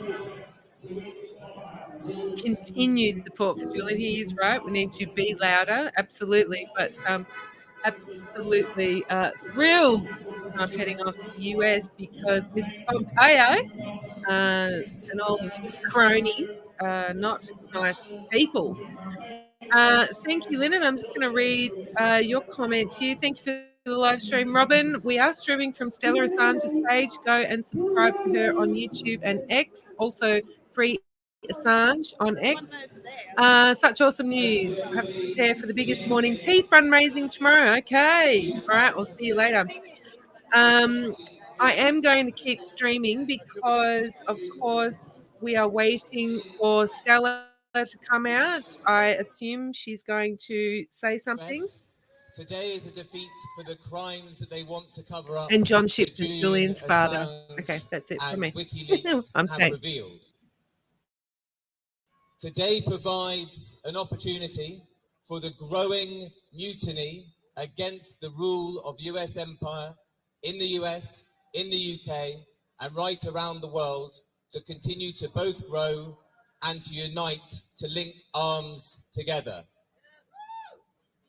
That's what we are seeing in the university encampments in the US, just down the road at the LSE, at SOAS, and around the country. That's what we see in the millions of people protesting against the crimes of empire around the world, because all of these causes are all connected and are all linked. Julian Assange's case is not only about him. He should be freed as a human being and to live as a human being with his family. But they aren't attacking him because he is a human being. They are attacking him because of what he has told us.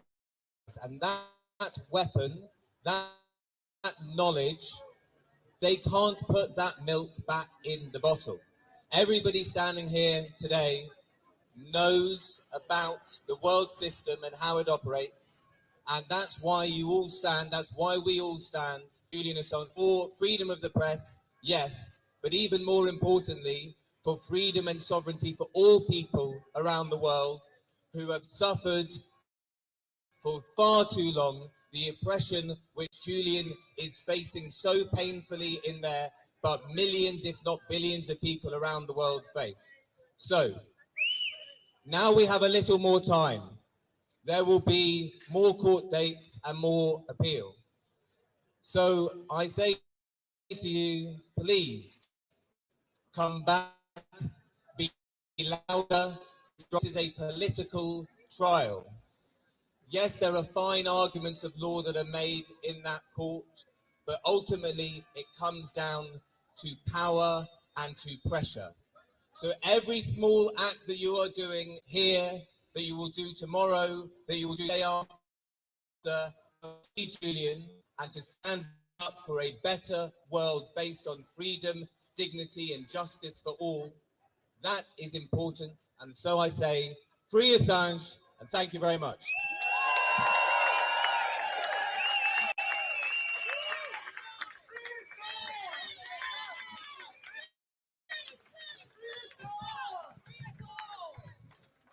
Now, everyone here today has a right to be enormously proud of their presence on this day, because this is an important day. The most powerful state in the world sent a message to the British courts. It assured the British courts, in a diplomatic note between governments, it assured the British courts that Julian Assange could rely on First Amendment defences. And the British courts said, we don't believe you.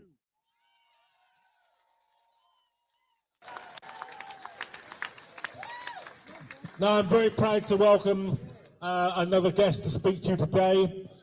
My union, the National Union of Journalists, is a member of the International Federation of Journalists, and Dominique Bradley is the president of the International Federation of Journalists, who have given their wholehearted support to Julian Assange. Welcome to the platform.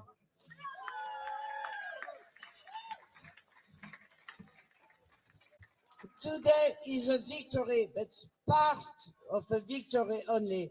It's a big victory for all people, for freedom of the press, for whistleblowers, from journalists of all around the world.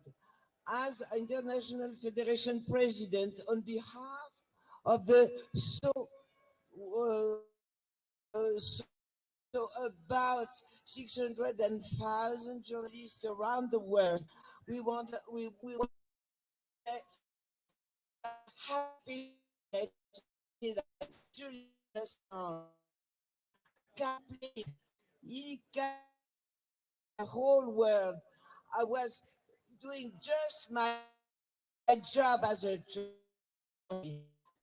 He's in jail, and it's a real shock for everybody that he has to remain in jail as he only did his job. Today, we are for years and years supporting him, supporting press freedom. You know what? Press freedom is not for journalists. It's for everybody to know the truth.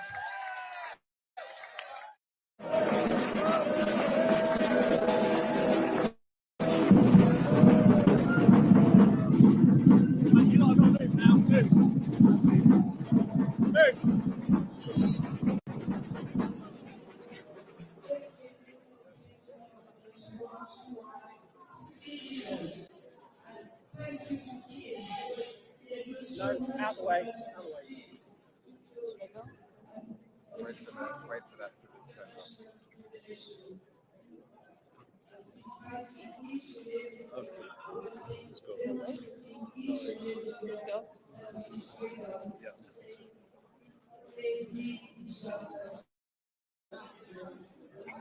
Should I go?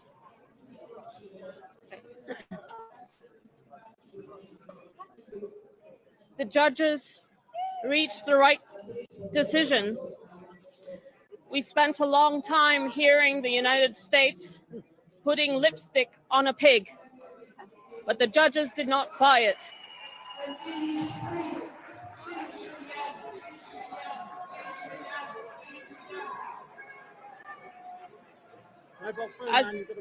As a family, we're relieved. Oh, fuck off me! As a family, we're relieved. But how long can this go on? The United States should read the situation and drop this case now. Now is the moment to do it. Just abandon this shameful attack on journalists, on the press, and the public that has been going on for 14 years. Free democracy! Free Assange! We love you, fella!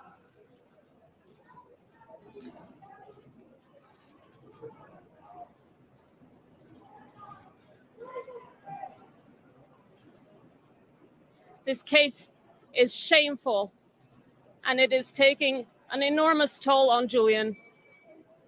He is under enormous pressure. He has been in Belmarsh prison for over 5 years. It's been 2 years since the order was issued. This case should just be abandoned. The Biden administration should have dropped it from day one. But now is a right moment for the Biden administration to drop it. So please, those in the United States who are in a power to make a decision, please just drop this case now.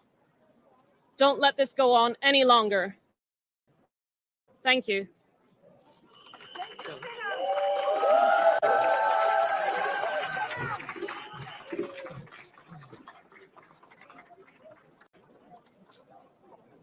All right, Craig. Hi, Kathy. Can you do a show tomorrow with us? Yeah, come to. I can. Yeah. Good job.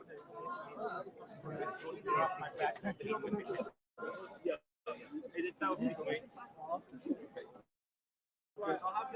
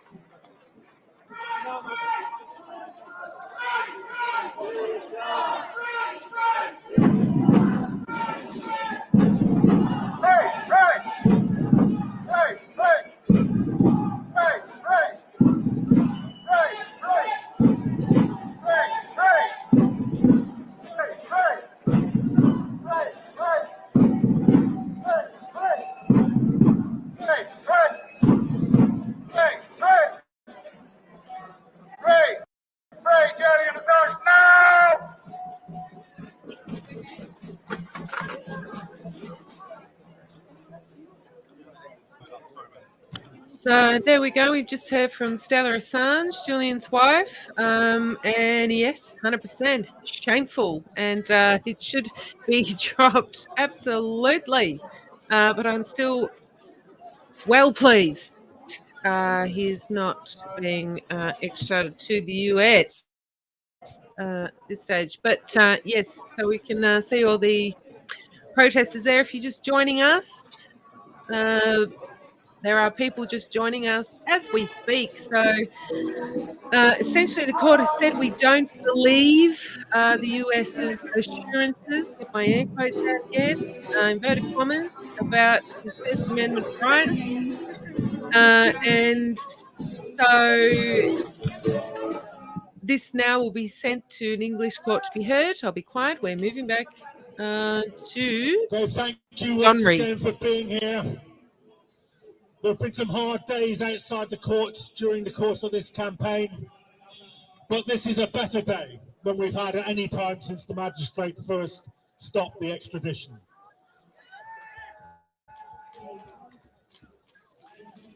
So, just to report to you about what's been happening inside the court, about what the significance of it is, about what we'd like people to be doing going forward. I'm going to call a number of speakers who've been in there. First of all, somebody who's been right at the heart of this, has been a relentless campaigner for Julian Assange, the editor-in-chief of WikiLeaks, Kristen Harpendson.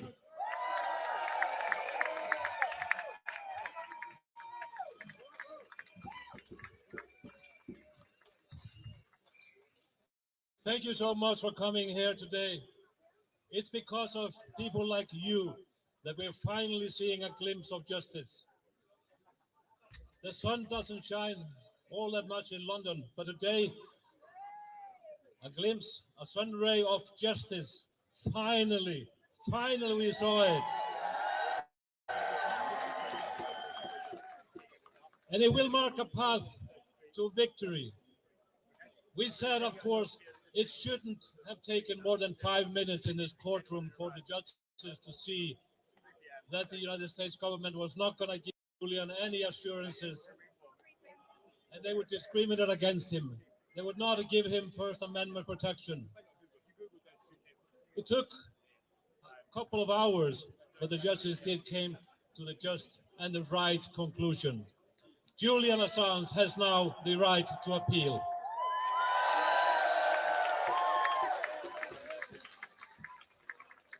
And that in itself should send the right message across the sea to the Biden administration. Look there, you're on a losing ground. You're losing this case. If you want to save any form of face, drop the case against Julian Assange. Drop it right now. It is the only decision that can save face in the US. And of course, it will save the future of journalism, which is put at risk in this case. So join me in the call across the sea. Let it be heard. You are losing. Drop the case.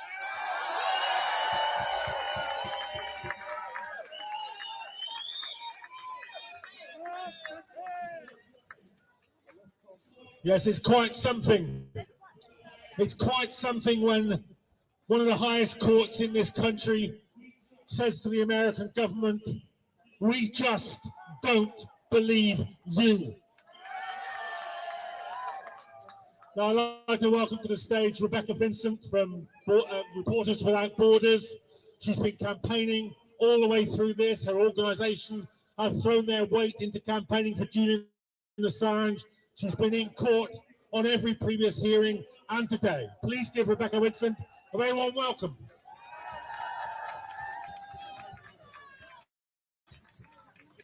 So this is very good news, and let's take it because we've been waiting a long time for any good news in this case. This is a victory. This means that the issues at the very heart of this case, freedom of expression, press freedom, will get consideration by these courts. It's been far too long to get to this point, but it is so important. Of course, this remains a political case. We have this hope that the UK courts will prevent extradition, and that after today is still very much possible.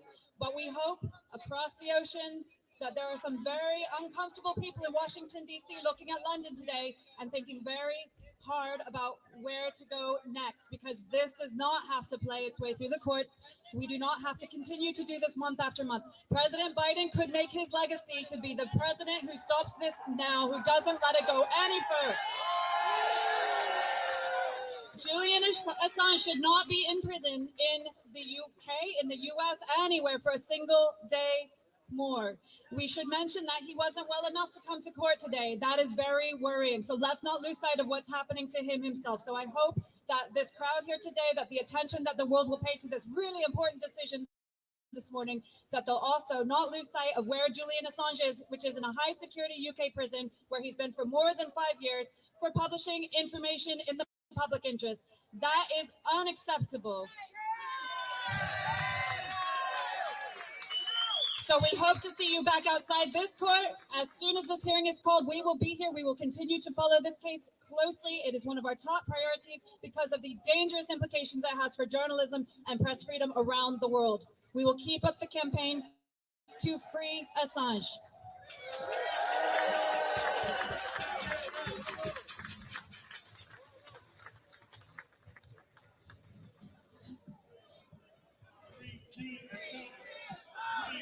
Free Julian Assange!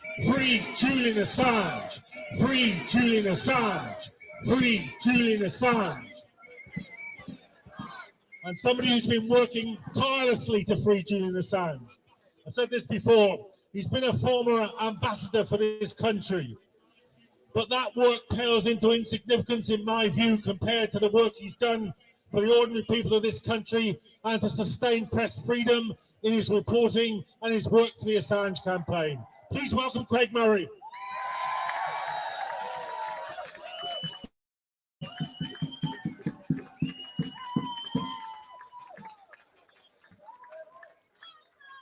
Everyone, a few hours ago I told you today was going to be a good day, and today has been an excellent day.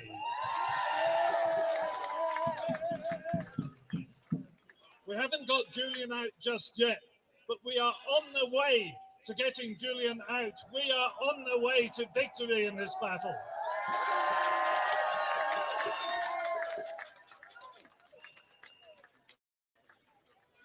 The court granted leave to appeal on two grounds today.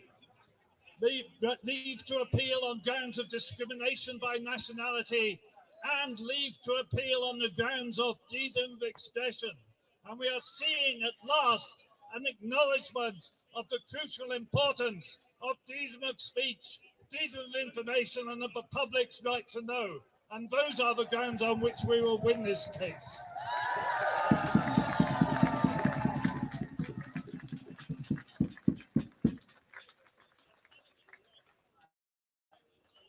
It's been a hell of a struggle. It's been a long, long struggle.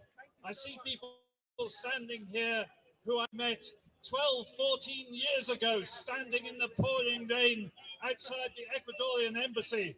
We've grown a bit older together. I don't know about you, but I've got better looking. And we are still going, and we are going on. And we were fighting what seemed like a losing battle. We were fighting against the odds, but we have turned down public opinion. We have turned down legal opinion. We are turning the world for the better, and we are going forward to free Julian Assange. Thank you.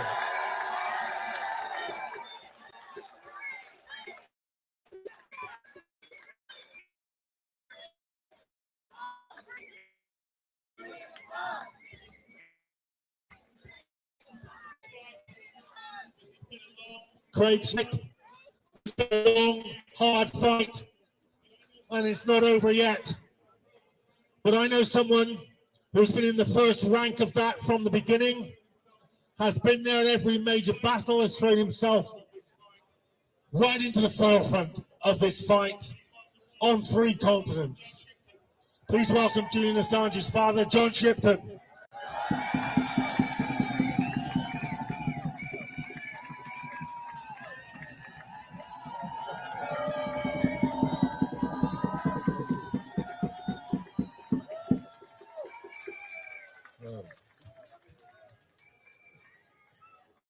You guys picked a winner.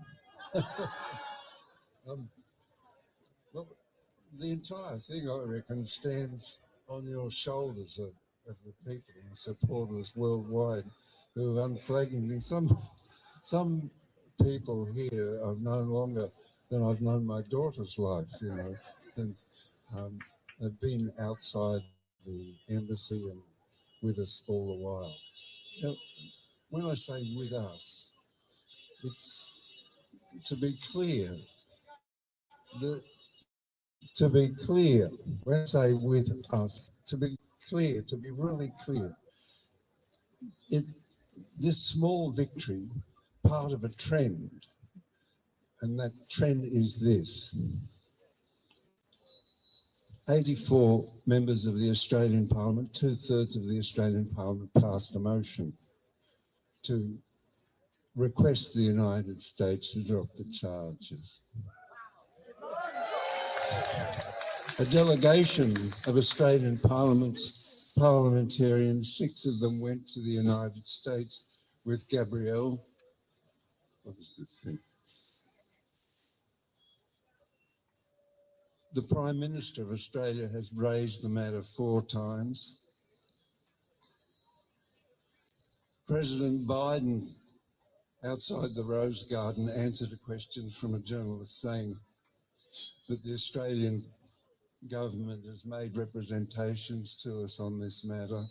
This only happens with politicians in the circumstances that face us today, that surround us today, if there is a mass movement of interrelated people within institutions, outside of institutions, family groups, and groups like this here today, all over the world, constantly working to reverse what the heart sees and knows is an injustice and bring about a bit of justice. Just my last comment. We had a meeting with President Obrador of Mexico. There's a man of about my age, maybe a bit younger, lucky fella. And he said, in all his life, working in politics, 50 years, he found that ordinary people everywhere hungered for justice and revulsed at the sight of injustice. And I hold that to be true here today. Thanks and congratulations.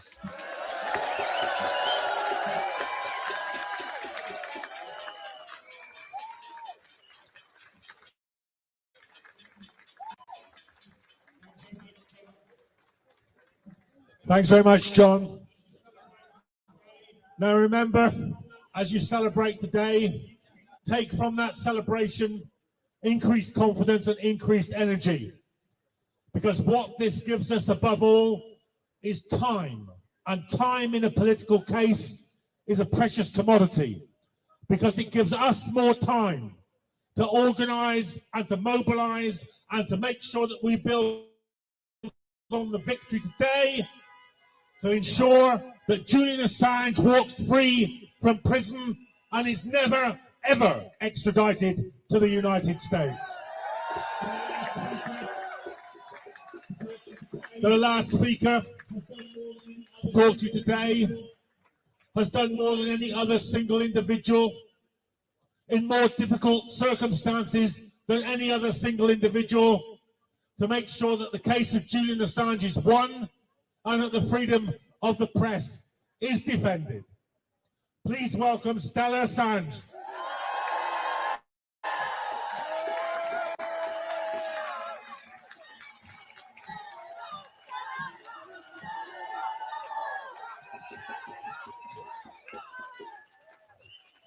Thank you. I want to be very clear. Today marks a turning point. We went into court and we sat and heard the United States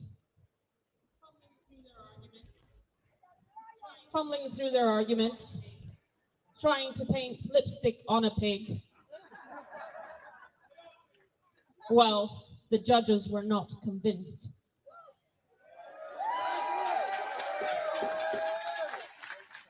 Everyone can see what's going on here.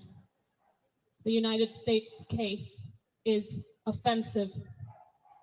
It offends our democratic principles. It offends our right to know. It is an attack on journalists everywhere.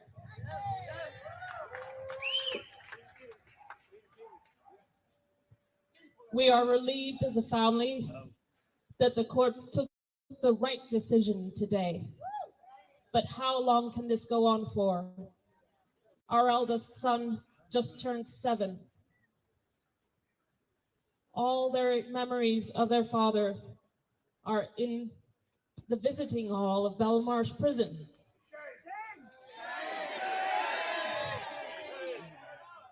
And as the case goes along, it becomes clearer and clearer to everyone that Julian is in prison for doing good journalism, for exposing corruption, for exposing the violations on innocent people in abusive wars for which there is impunity. And on top of that impunity, they've gone after the man who put that impunity onto the public record.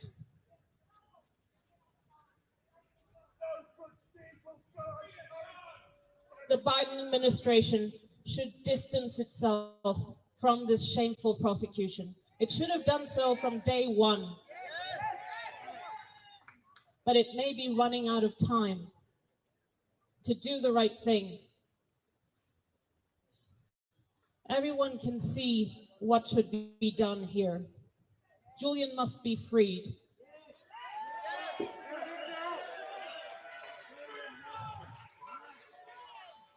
The case should be abandoned. He should be compensated. He should be given the Nobel Prize.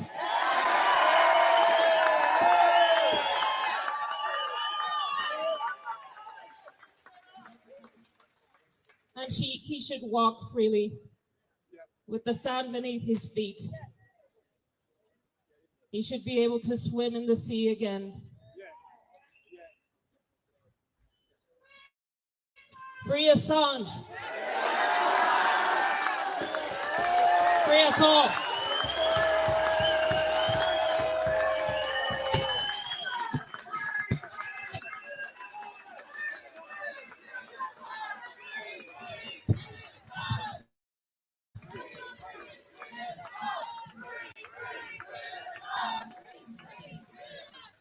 Okay, folks, I don't know what else I can say to you except see you in the pub. Greg Murray and I are definitely going for a drink. I hope you'll join us.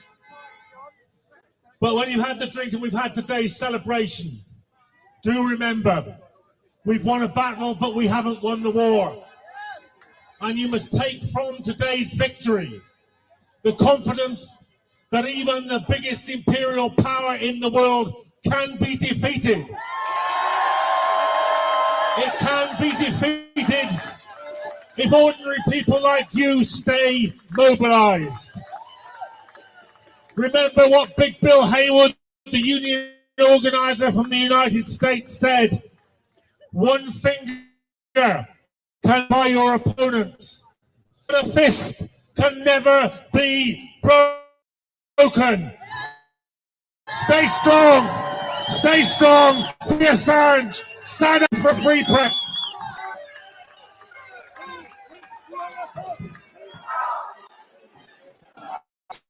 Variety of people supporting Assange, including from his family, including from his wife Stella Assange, and from Gabriel Shipton, his brother.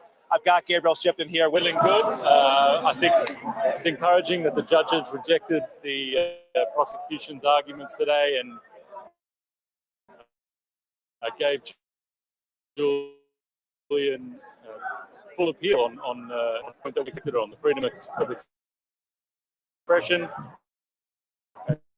and the nation. Be heard in the world now to Washington tomorrow to continue lobbying, and this is going to be one of our main things that we're going to be telling people, is that the First Amendment and freedom of expression is actually going to be on trial in the UK, right, ahead of any extradition. So I think it's really important and a good step forward and a thing that's going to propel us in this fight to free Julian. I mean, you have logged so many miles. You have been all around the world. I mean, we were together in North Carolina a year or two ago. I mean, you have been everywhere supporting your brother, as well as supporting, press freedom, free freedom, the right for people to read and say what they want. So what's the next step then? What you're going, obviously, you just said to Washington, D.C., but what's the next step for you?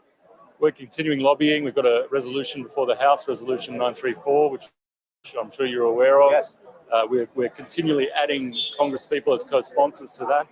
So we're just going to keep working the levers in Congress and getting more people onto that resolution, as well as making people aware in Congress of what's actually going on, what's at stake for Americans in this case, not just journalists around the world, but actually for Americans actually know what their governments are doing. They're ability to actually reason, take in this information and actually reason to make correct decisions about which governments they elect. And I think it's really, we're getting more and more traction. Every time I go there, we're getting more and more meetings, more and more Congress people and staff meeting with us.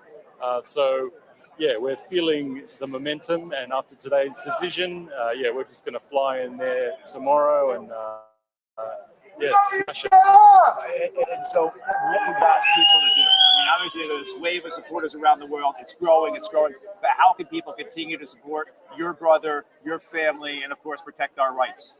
Well, everything starts from the bottom. It all starts from people here protesting on the street, doing street actions, to going and seeing your representative, taking a group of people to go and see your rep, calling them, sending emails. We've seen over and over again in this campaign that it starts with a single action. It starts from the grassroots and it works all its way up, to President Biden saying 3 weeks ago, last month, that he was considering the Australian request. And that's from the 90% popular support that exists in Australia, that the government is now advocating for Julian at the highest levels and getting those sorts of responses. So every action from the grassroots really counts. So email, calling your rep, turning up to actions, signing petitions, donating, whatever you can do, whatever you can manage, it all helps. And I know you have to go, but any last words for the folks? We've got hundreds of thousands of people watching around the world. Any last words for the folks watching? Yeah, to everyone who's been supporting, keep doing what you're doing. We couldn't do any of this work without you, without your support. Keep supporting, keep donating, keep signing petitions, keep going and seeing your reps, because without you, we wouldn't get to this point where Julian is almost free. Right. If I could speak for everybody, God bless you all. Free Julian. Yeah, free Julian. Free Julian. All right, thanks, Gabriel. That was Gabriel Shipton. He is, of course, the brother of Julian Assange. Obviously, a very emotional day, a very heady day, a very important day, as Julian Assange has been granted the right to a full appeal.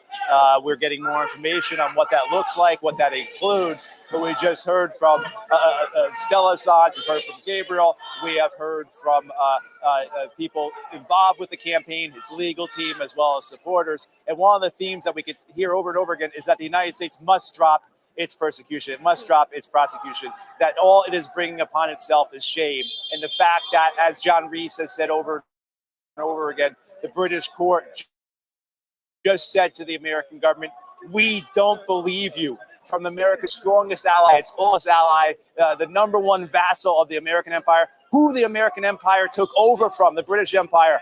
You have the British government saying to the American government right now, at least the courts saying to the American government, we do not believe you. And that is something that has to be shaking Washington, D.C. right now. I mean, of course, in their arrogance and their entitlement, will it break through? However, what we have here today, although it still has to play out, we still have to see the details. But I think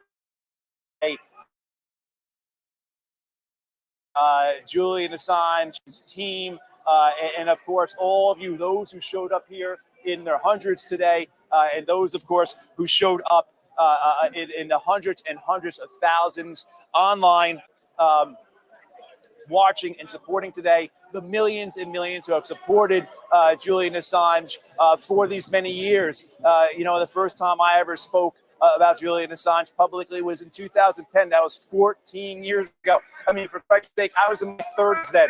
You know what I mean? So this has been such a long ordeal, such a long trial for Julian and his family, but also, too, for what we've lived underneath in terms of the threat of losing our rights. We are gathering more speakers to come with you. We have we've had a full day of speakers and activity here. It's been a noisy, raucous crowd, but as we've said, as you can hear behind me, this is the noise of freedom. As the speaker says behind me, you are all now Julian Assange. That is what is coming from the crowd right now. This idea has been that it is free Assange, free us all, because in parallel to each other, one, the unjust, the cruelty, the humiliation, the barbarism extended against Julian and his family. We have also run parallel to that this threat against us all, this threat against our freedoms, our freedom of speech, our freedom of a press, our right to know what our governments are doing. Essentially, as we've said, the right for us to read what we want, to say what we want, to listen to what we want. And today there has been a victory, at least a victory in the moment, to preclude the further oppression, the further assault, the further attack on our rights.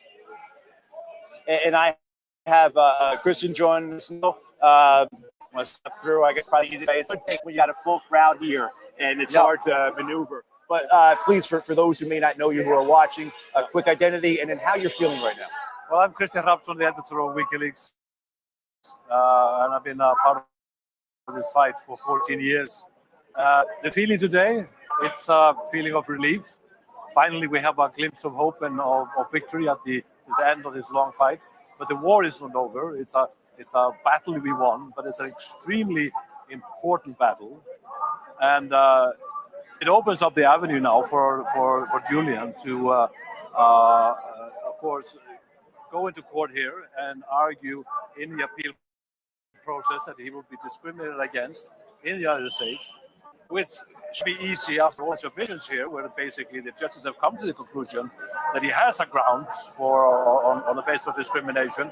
Therefore, he was applied to appeal on that basis. Right. So it should be an open and short case. But also, even if he loses an appeal process, it has opened up the avenue to an appeal to the Supreme Court of this country. So it has opened up of new avenues of legal fights. Remind you, this morning we were ready for the scenario that they would basically at the end of the day here say, no, he's not getting a chance for appeal. That would be the end of the road for Julian legally here in this country. And we would immediately have to go to the European Court of Human Rights to ask them to intervene and issue a request to stay the process. Of course, that would be a very lengthy process, maybe 2-3 years. So we are now on this winning path. The court here basically said, we don't believe you when it came to the Americans. We don't believe your assurances. Your word is not a guarantee enough. And that's a big political statement coming out of the court. Right. And that's a statement that the Biden administration should lend its ear to, because it's a signal to their side.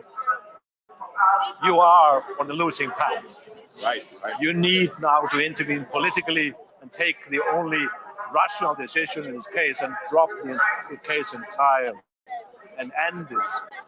If they don't, it's going to be a prolonged process of administration into the election. He doesn't want that. Nobody wants that. People are demanding justice for Julian. All around the world, people are saying, for heaven's sake, this has to come to an end. Right. And that is the clear message for the court. Right.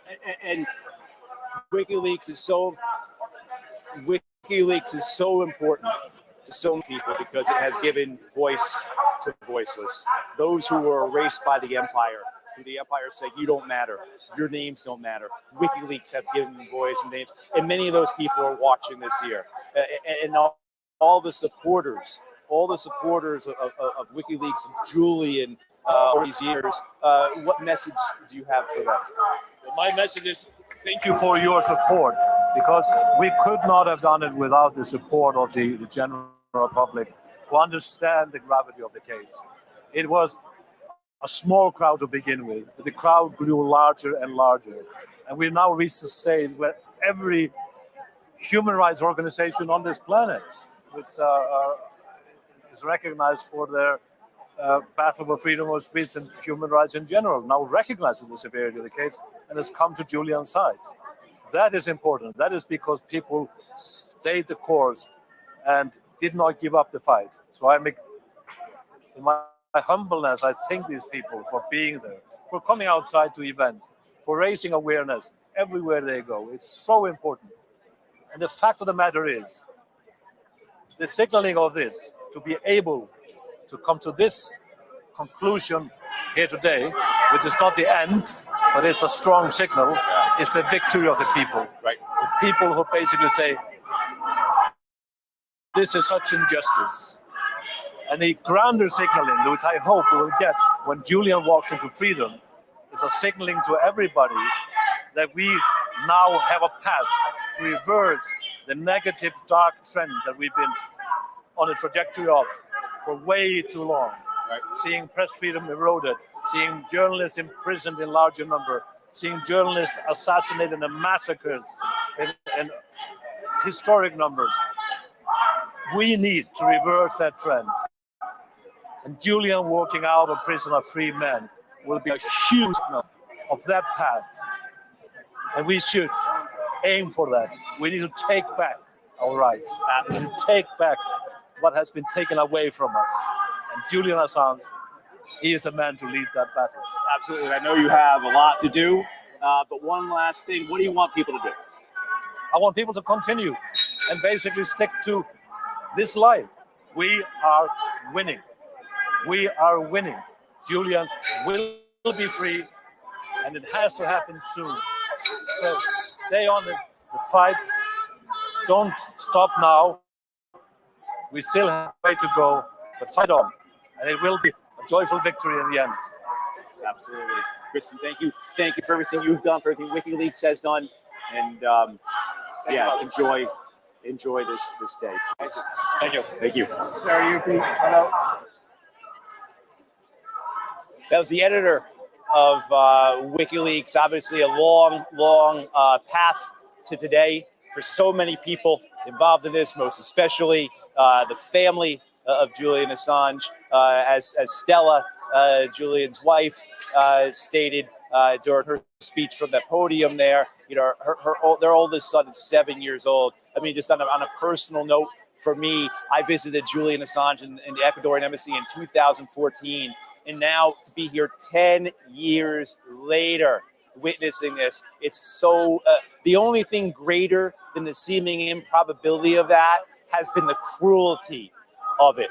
And today we've seen one perhaps break in that cruelty, one break in the improbability of all this. We have seen the empire take a defeat in this moment.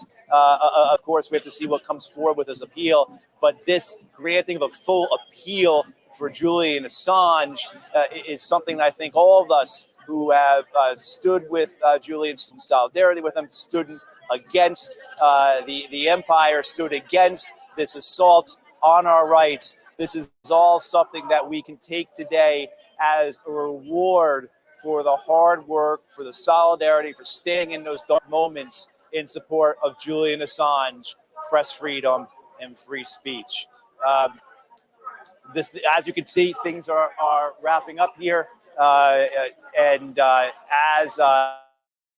As we go forward, we will have more information for you. I know we are going to the United States to speak with Vinny DeStefano and Chris Hedges shortly. Actually, if I could get my producer, I'm sorry, it was so loud I couldn't hear what he was just saying to me. So if people excuse me for this break in the live shot, but if Niels, can you let me know again where we're going right now?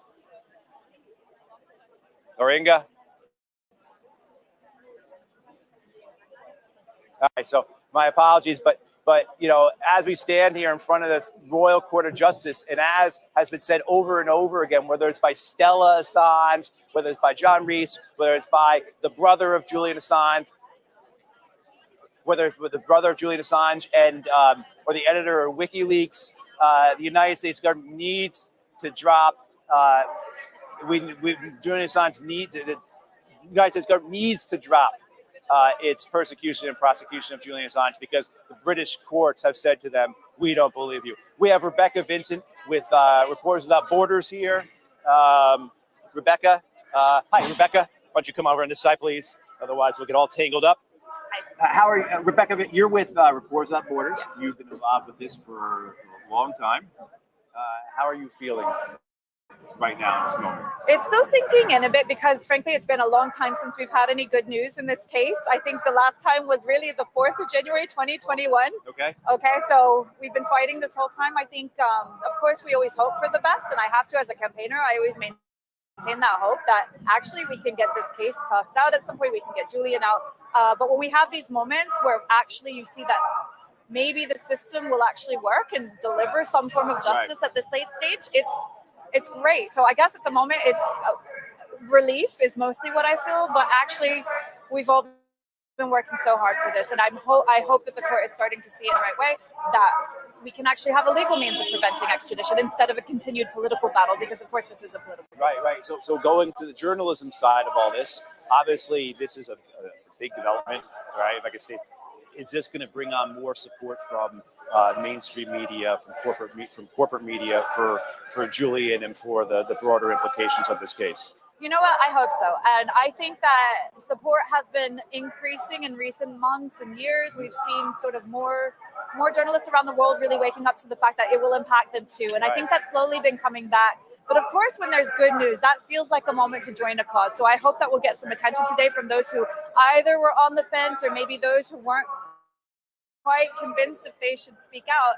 Because it's not just about Julian Assange. It's about every journalist around the world that works with leaked classified information, organizations that publish stories on this, which is quite a normal journalistic practice. So, and it's not just about that, it's also about all of our right to know, because of course we have the right to know these stories. The information public was in the public interest.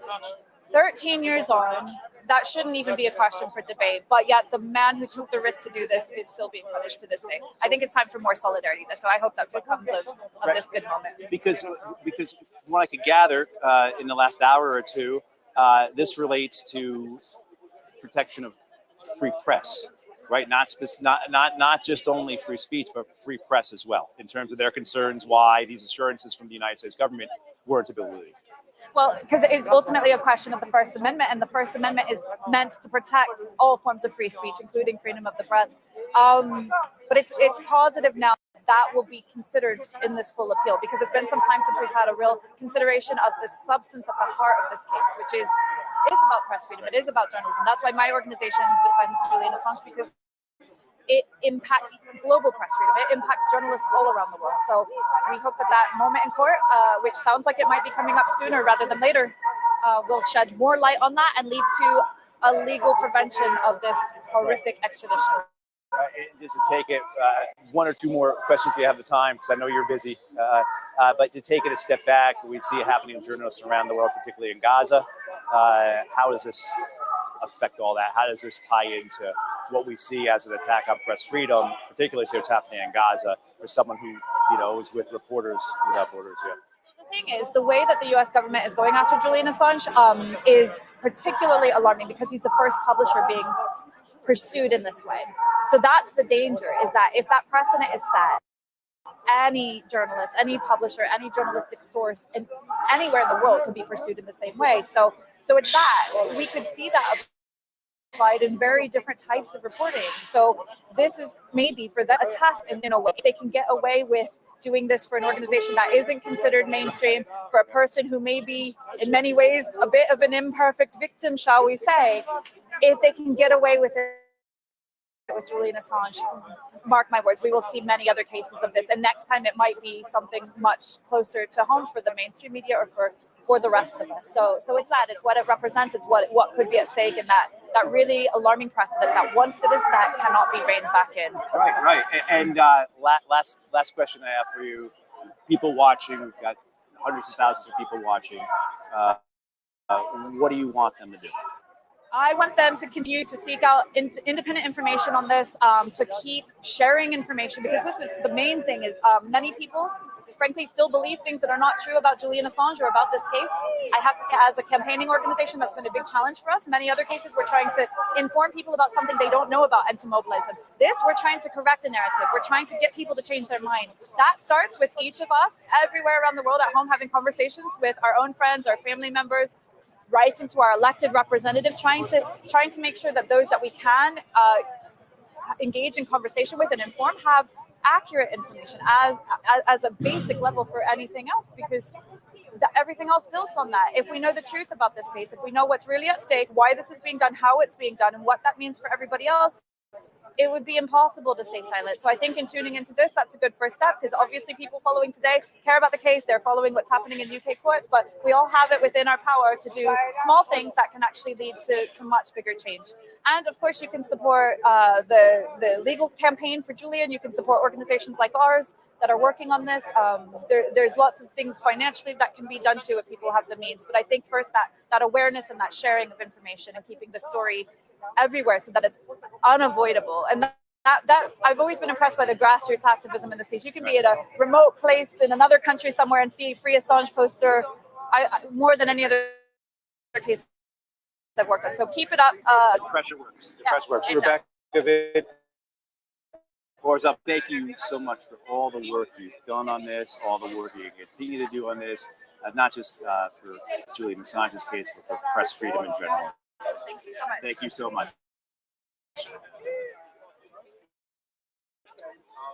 We have another person who's going to come in with some updates, someone who's been involved with the Julian Assange campaign for quite a while. We spoke to her earlier today, but Chloe, come back in. Hi. How are you feeling? I'm actually, I'm emotional. Yes, yeah. It's okay. I mean, I same thing too. When it first got announced, it was for me, don't start crying. Yeah. And then when Stella started, now I'm bringing it all, making you like this, but it's okay because I think a lot of us feel this way. Yeah, right? I want to take the win. Like when we get it, I want to take it, and I'm trying to. Julian's still sat in Belmarsh prison. Julian was too sick to attend today. I have to keep that at the forefront of my mind. This fight is not over, but this was a win, and we needed it, and something is changing, and I can see it. He's going to be home with his wife and his kids. He's going to be swimming in that sea, avoiding all sorts of dangerous creatures that exist in the Australian oceans. I wouldn't go in it, but that guy's been swimming with the sharks for a long time. Exactly. He can handle the Australian Ocean, but I think it's coming. I think change is coming. I think justice is coming. I think the guy should get the Nobel Prize. I think it's happening, and I just feel I'm trying to hold it together, but I couldn't let myself think anything potentially positive might happen. We've been let down so many times at every stage, and this was not that. This was not that. Something shifted, and it's going to keep shifting until we bring Julian Assange home. Right? I mean, hey, we're up against the empire here. Yeah. Right? So why should we have hope? But we do, and we have hope because of this. Pressure. Right, pressure. We have hope because of solidarity. Yeah. Yeah, and so what you've been doing for us today, you've been monitoring the tweets. What was that like, watching the Well, it was intense. And as I said to you off camera, I sort of feel like as I'm explaining it, I'm trying to get my own head around it. And that's part of the facade. They want it to feel confusing. They want there to be very legalistic terms and distinctions that are so nuanced to normal people who are just trying to understand where justice exists in this case. And they're trying to fudge it. They're trying to cover it up as much as they can. And today, the sun shone through. Justice stepped forward into the light. It's the beginning of this journey, but it is not over. And, I would just like to thank everyone that's been here today, thank our supporters, thank everyone around the world who is watching, who is mobilized. There are so many actions happening today in so many different countries, and we see those people. We love those people, and we need them more than ever. So this is not the end, it's just the beginning, but we have something to hold on to now. And oh my God, I'm holding on to it. This was good. And so you're with the Assange team. Yes. So yes. What do you want people to do? I mean, obviously you just said we're going to keep fighting, but specifically, what can people be doing to support you now? Firstly, we have IP Day because the information is going to keep coming out today. So we go over to Doughty Street, we hand over to our US team for streaming. Please stay engaged today. But in general, we take this win and we use it to make us angrier, more mobilized. We're out on the streets. We've had it now. We've got the break. Right. And I'm pushing till that is removed, until Julian comes out of prison. And Julian is going to come out of prison. He's going to bring them. This enthusiasm that you've got, the confidence you have, and this idea that we're winning. And that over and over again, we're winning, and we are winning. It's because of people like you. It's because of this team. It's because of the millions around the world who supported Julian Assange. So, especially just as my last thing, I would like to pay tribute to Stella. Right. And the way she has managed this unbelievable, unbearable situation with her children, being the most incredible mother you could imagine, doing the job of mother while Julia is languishing in Belmarsh prison has been an unbelievable and humbling thing to watch. And then she comes out here and she talks to the crowd and she knows every single detail about the case. That is an unbelievable woman. Yeah. And so, we all remain committed. We remain laser focused justice, and justice is now within reach. You look at her and you see her standing in defiance of the empire, and you see her winning. And when she was talking earlier, my thoughts were, I'm not sure if we'll get to talk to her or not, but my thoughts to myself were, I don't know how I'm going to talk to her and not break down myself. All the love I have for her, because she has been the leader of this movement. So, yeah. But Chloe, thank you so much for all the work you've been doing, for what this entire team has been doing. This would not be possible if not for people like yourself. So thank you. Likewise, and to the supporters as well. Absolutely. Thanks, Chloe. Thank you. I mean, we have this the same things. The emotion here, for people who are not here, I can tell you, it's just rushing through everybody. It's affecting everybody. And we have now Jeremy Corbyn with us. Jeremy. Hello again. Hi, I'm back again. You're back again. Different. Before, we were uncertain as to what would happen. Many people were hopeful that the court would rule this way. But what are your thoughts right now? I'm very relieved and very pleased because they haven't managed to rule emphatically against Julian. They haven't ruled that he must go to the USA, and we're not being forced to go to the European Court of Human Rights as we would have done straight away. And so this means it's all got to be done over again in the Supreme Court here. That's good. We'll fight it. And look at the people here. We're keen, we're desperate, and we're going to do it. I know to Julian it's longest spell now in Belmarsh. And if Julian ever sees this, Julian, just want you to know a lot of people support you. There's a lot of love for you out there.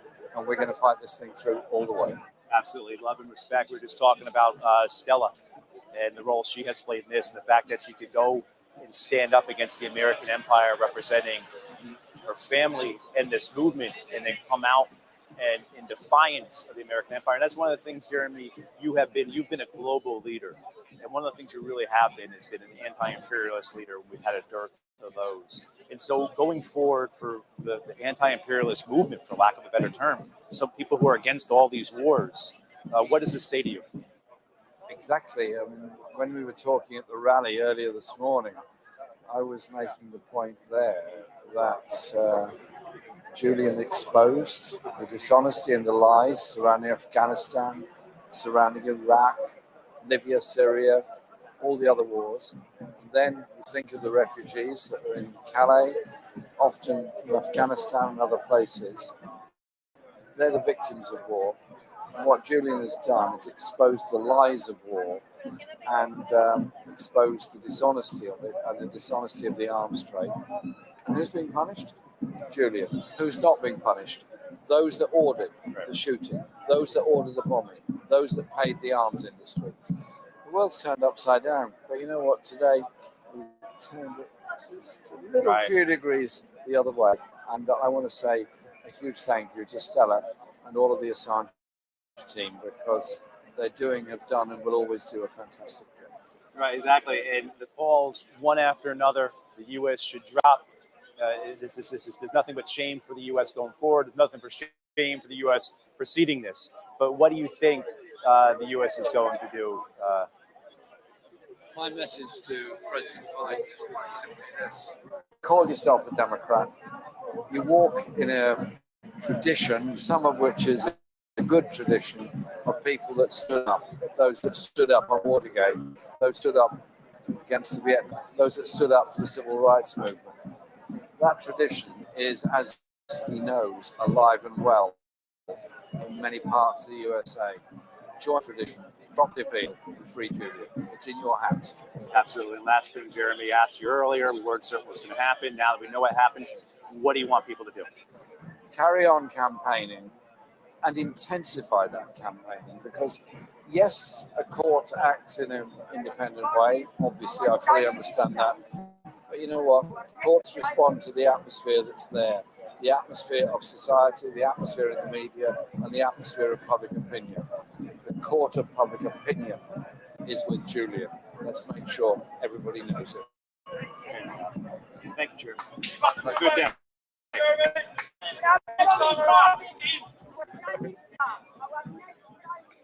We see lots of support for not just Julian Assange, but for those who are supporting Julian Assange. And we have now we're going to talk to Craig Murray again. Craig Murray, former ambassador for the United Kingdom. He has been a staunch and ardent supporter of Julian. His commentary, his analysis has been crucial for so many of us to understand this. I'm looking for Craig. Up there he is. Yeah. Craig, if you're ready. Sorry, man.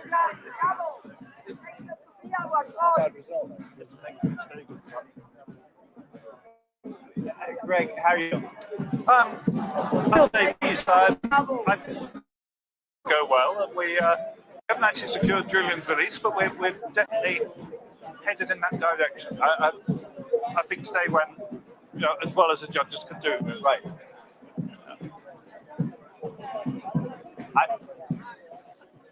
I'm getting something in my ear about how we have almost 200,000 viewers.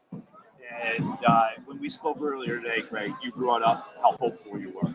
And that was the first time this morning, after I've been here for a couple hours, I heard that word.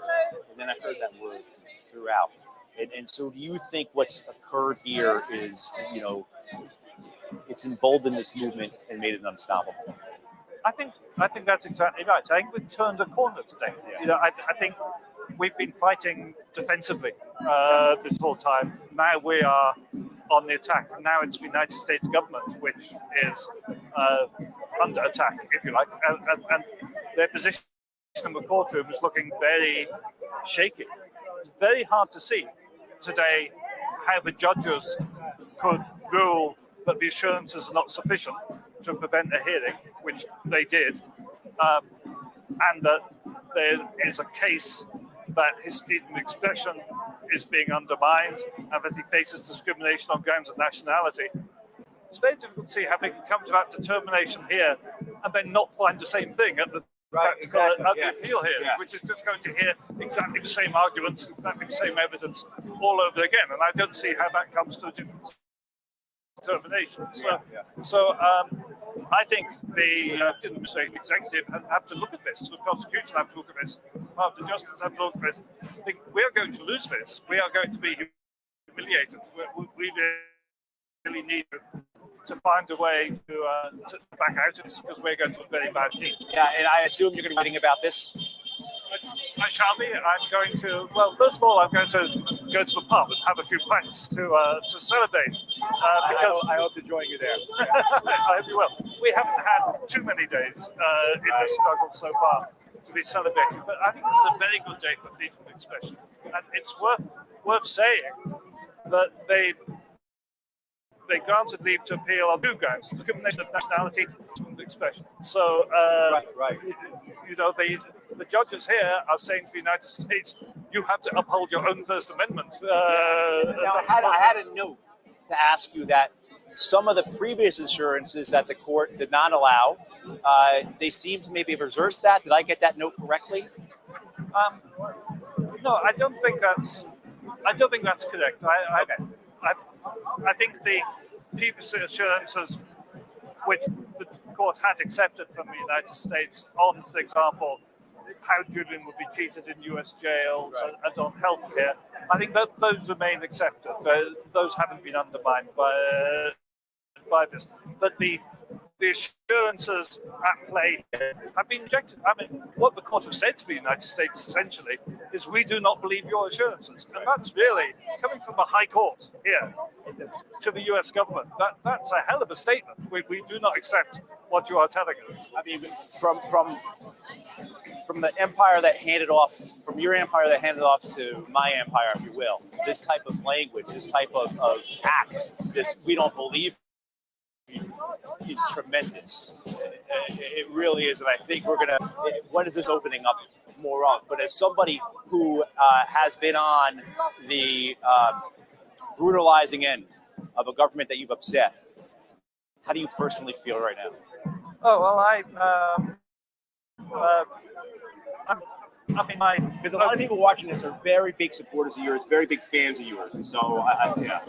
Well, my overwhelming feeling, of course, intellectually, I'm extremely committed to the arguments of freedom of information, the arguments of people's right to know the truth, the arguments that government should not be allowed to commit crimes and conceal them. Those are important. All the libertarian agenda there, I'm committed to. But my overwhelming feeling is a personal feeling for Julian, my friend, and his family, who I'm very close to. And I know what it's like to be banged up in jail. I was in solitary confinement for 4 months. Solitary confinement for 4 months for journalism. Julian's had 5 years of it. I know how he feels. I know how debilitating that is. I know how desperate we are on a personal basis to get him out.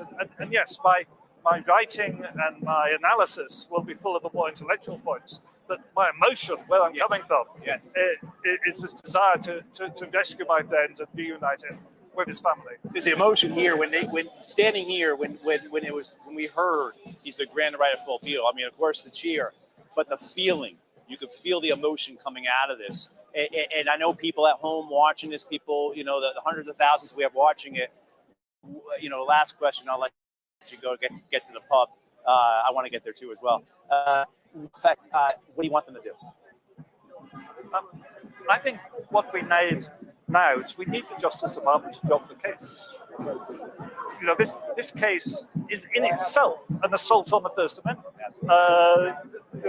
This is a fundamental case about prosecuting a journalist for revealing criminal acts. And I should say, I was a whistleblower myself. I blew the whistle on the Torture and Extraordinary Rendition program. I actually didn't get jailed for that. I expected to be jailed for that. And when you're a whistleblower, that's something you accept can happen. That's a moral responsibility you take on yourself. You think, I'm breaking my contract of employment, I'm doing this in the public interest, I accept that may have consequences for myself. And I did accept it to have consequences for myself. But I wouldn't have expected the journalist I gave the information to be jailed. Right. And when the state starts going after journalists, so that's what Julian's not a whistleblower, he's a journalist. Right. When the state starts going after the journalists, that really is an end to freedom. Your rights to know as a public and your right to freedom of expression has disappeared when the state starts persecuting journalists like this. Yes. Where do people find your writing? You find my writing on my blog, which is my name, craigmurray.org.uk, craigmurray.org.uk, or Google my name, Craig Murray, and then you'll get huge number of mainstream media articles about what a terrible human being I am. Don't believe any of that. Keep scrolling down, and eventually, yeah. Because I read it myself, and people should. By the way, Craig, thank you so much. Thank you for everything you're doing, and I know what you're going to continue to do. Thank you. All right, thanks, Craig. All right, that was former Ambassador Craig Murray, as we were talking, obviously whistleblower himself, someone who was jailed for upsetting his government. We have spoken to so many people here today who were involved in this in one way or another, standing outside the Royal Courts of Justice. We have spoken to people, we have spoken to family, we have spoken to those who are professional colleagues of Julian. We've spoken to those on the Assange team, and then we've spoken to people who are journalists, who are academics, people who have been involved in this in so many ways, because it is about the persecution and prosecution, the cruel punishment of a man and his family, because he dared to expose the crimes of the American empire. He dared to reveal war crimes. He dared to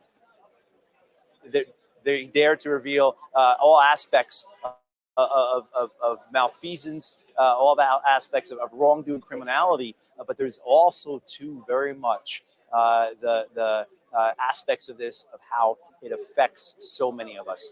This case has profound implications and consequences for us all in terms of our right to a free speech, our right to a free press, and the right to know what our governments are doing. I'm sorry, my producer was saying something, and I spoke over him.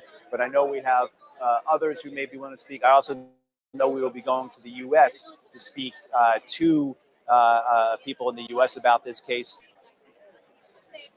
But right now, I think it's important for those who are watching this, if you are able to share this, to like it, to spread it, because though hundreds of thousands of you have watched it today, watching it live, we could reach the millions.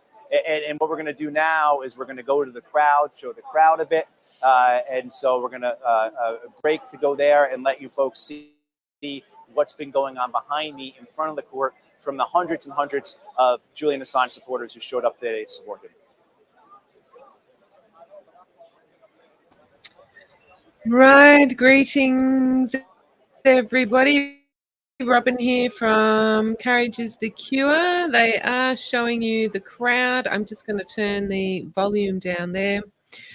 I have been streaming for 7 hours and 30 minutes, everybody, and it's been absolutely fantastic to see that Julian has won his right to a full appeal against extradition. And as Chloe said there, we need to remain laser focused and the case needs to be dropped. But it's absolutely thrilling, fantastic. And I am going to end the stream here. Thank you so much all for joining me for this stream. I would encourage you to go across to Stella Assange on YouTube or X, or Free Assange on X, and you can continue watching the further interviews that they're going to be doing with people further after this. And yeah, thank you all for watching, especially the Rumble and X people and even the YouTube people. YouTube was a little late in catching up with the stream, but it's great to see you all here. Alrighty, we are going to end with the song because we just have to, and I always do. I'm going to stop sharing the screen from Stella Assange's stream there. So once more, it's great. Julian has won the right to a full appeal against extradition. We need to remain laser focused. The case needs to be dropped. Alrighty, we're going to go out with a wonderful song brought to you by Presence Music. Absolutely love this song. It's called Freedom Rising. Free, free, free Assange. Thank you all for joining me. Head on over to Free Assange on X or Stella Assange on X, and you can continue watching the interviews after this. All right, everyone, here's Presence Music. Freedom Rising. See you guys. Bye.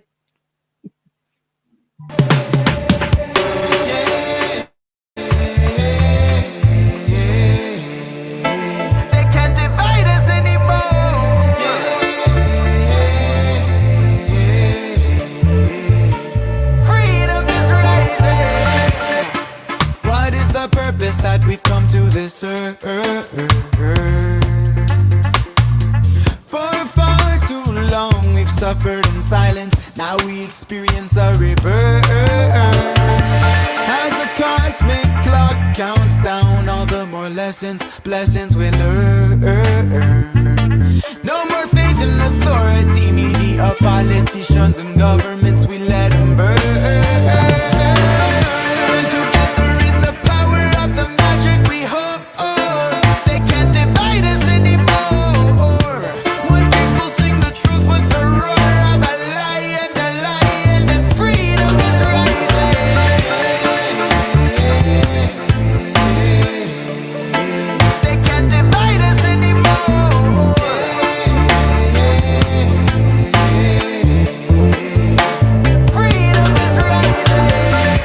From the pain, no more living every day the same way. Caught in materialistic shame. Don't treat sacred life like a video game. And I think of our future, begin to pray. Living in a peace fulfillment way, with the fall of the cabal and the sunshine, a ray of a light on us all. Let us here to stay.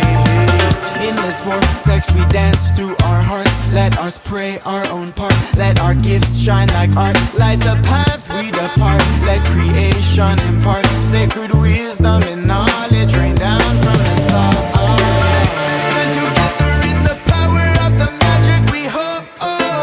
They can't divide us anymore.